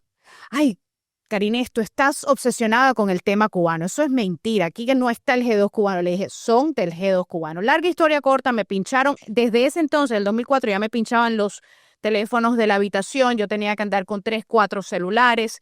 Y con una de estas agentes del castrismo me enfrenté. Le dije sus cuantas cosas y ella reconoció que yo no era, o sea, no era venezolana, pero yo venía del exilio cubano y me enfrenté a ella de tú a tú, casi que hablando cubano. Y eventualmente mi familia tenía razón. Pero desde el 2000, desde el referendo revocatorio, ya yo veía la presencia del G2 cubano. Y obviamente después de eso, Chávez, al saber que tenía una cantidad de gente en contra que firmó, y que luego fueron desempleados, botados de su trabajo, incluyendo familiares míos y todo lo demás. La gente no entendía en ese momento, incluyéndote a ti, es exacto. Desde ese entonces ya Venezuela estaba en a lot of trouble, como decimos en inglés, en grave peligro, porque ya el G2 cubano estaba allí. Así que Chuo Torrebalba, 10, 15 años después, que me diga a mí que yo estaba obsesionada con el comunismo y con los cubanos de Miami, ya esa fue la última vez que yo conversé con ese señor. Pero bueno, ¿dónde podemos obtener tu libro de La Mesa de Tres Patas, Daniel? El libro está disponible a nivel mundial en Amazon. Así que allí lo pueden buscar y disfrutarlo. Y también tu canal, toda tu información. Daniel Lara Farías presenta. Es mi canal en YouTube. Fuera de orden, y también te pueden seguir en Patreon, ¿no? Sí, estoy en Patreon y estoy en todas mis redes como @delaraf. Delaraf. Muchas gracias. Espero que no sea la última vez que Karinés, aceptas mi invitación. Aceptaré siempre. Gracias. Tenemos mucho de qué hablar. Gracias por tu tiempo y gracias por la labor. No nos perdemos el programa. La primera vez que mi esposo me dice, tienes que ver a este muchacho, es como un hermano perdido tuyo, tiene la lengua ahí muy parecida a la tuya. Yo, ay, ¿quién es? Y cuando me senté a hablar, nos pasamos riendo porque me dice, mira, la lengua las tienen iguales. Imagínate tú. Un gustazo, mi amor. Gracias. El gusto fue mío. Muchísimas gracias, Karinés. Bendiciones. Este programa fue traído a ustedes por cortesía de Hani Martínez Ward, mi abogada de accidentes. Obtén la compensación que mereces. Lemus Natural Medicine. Dr. Lemus, más que un médico, un científico privado. Opportunity Insurance. Somos tu agencia de seguros.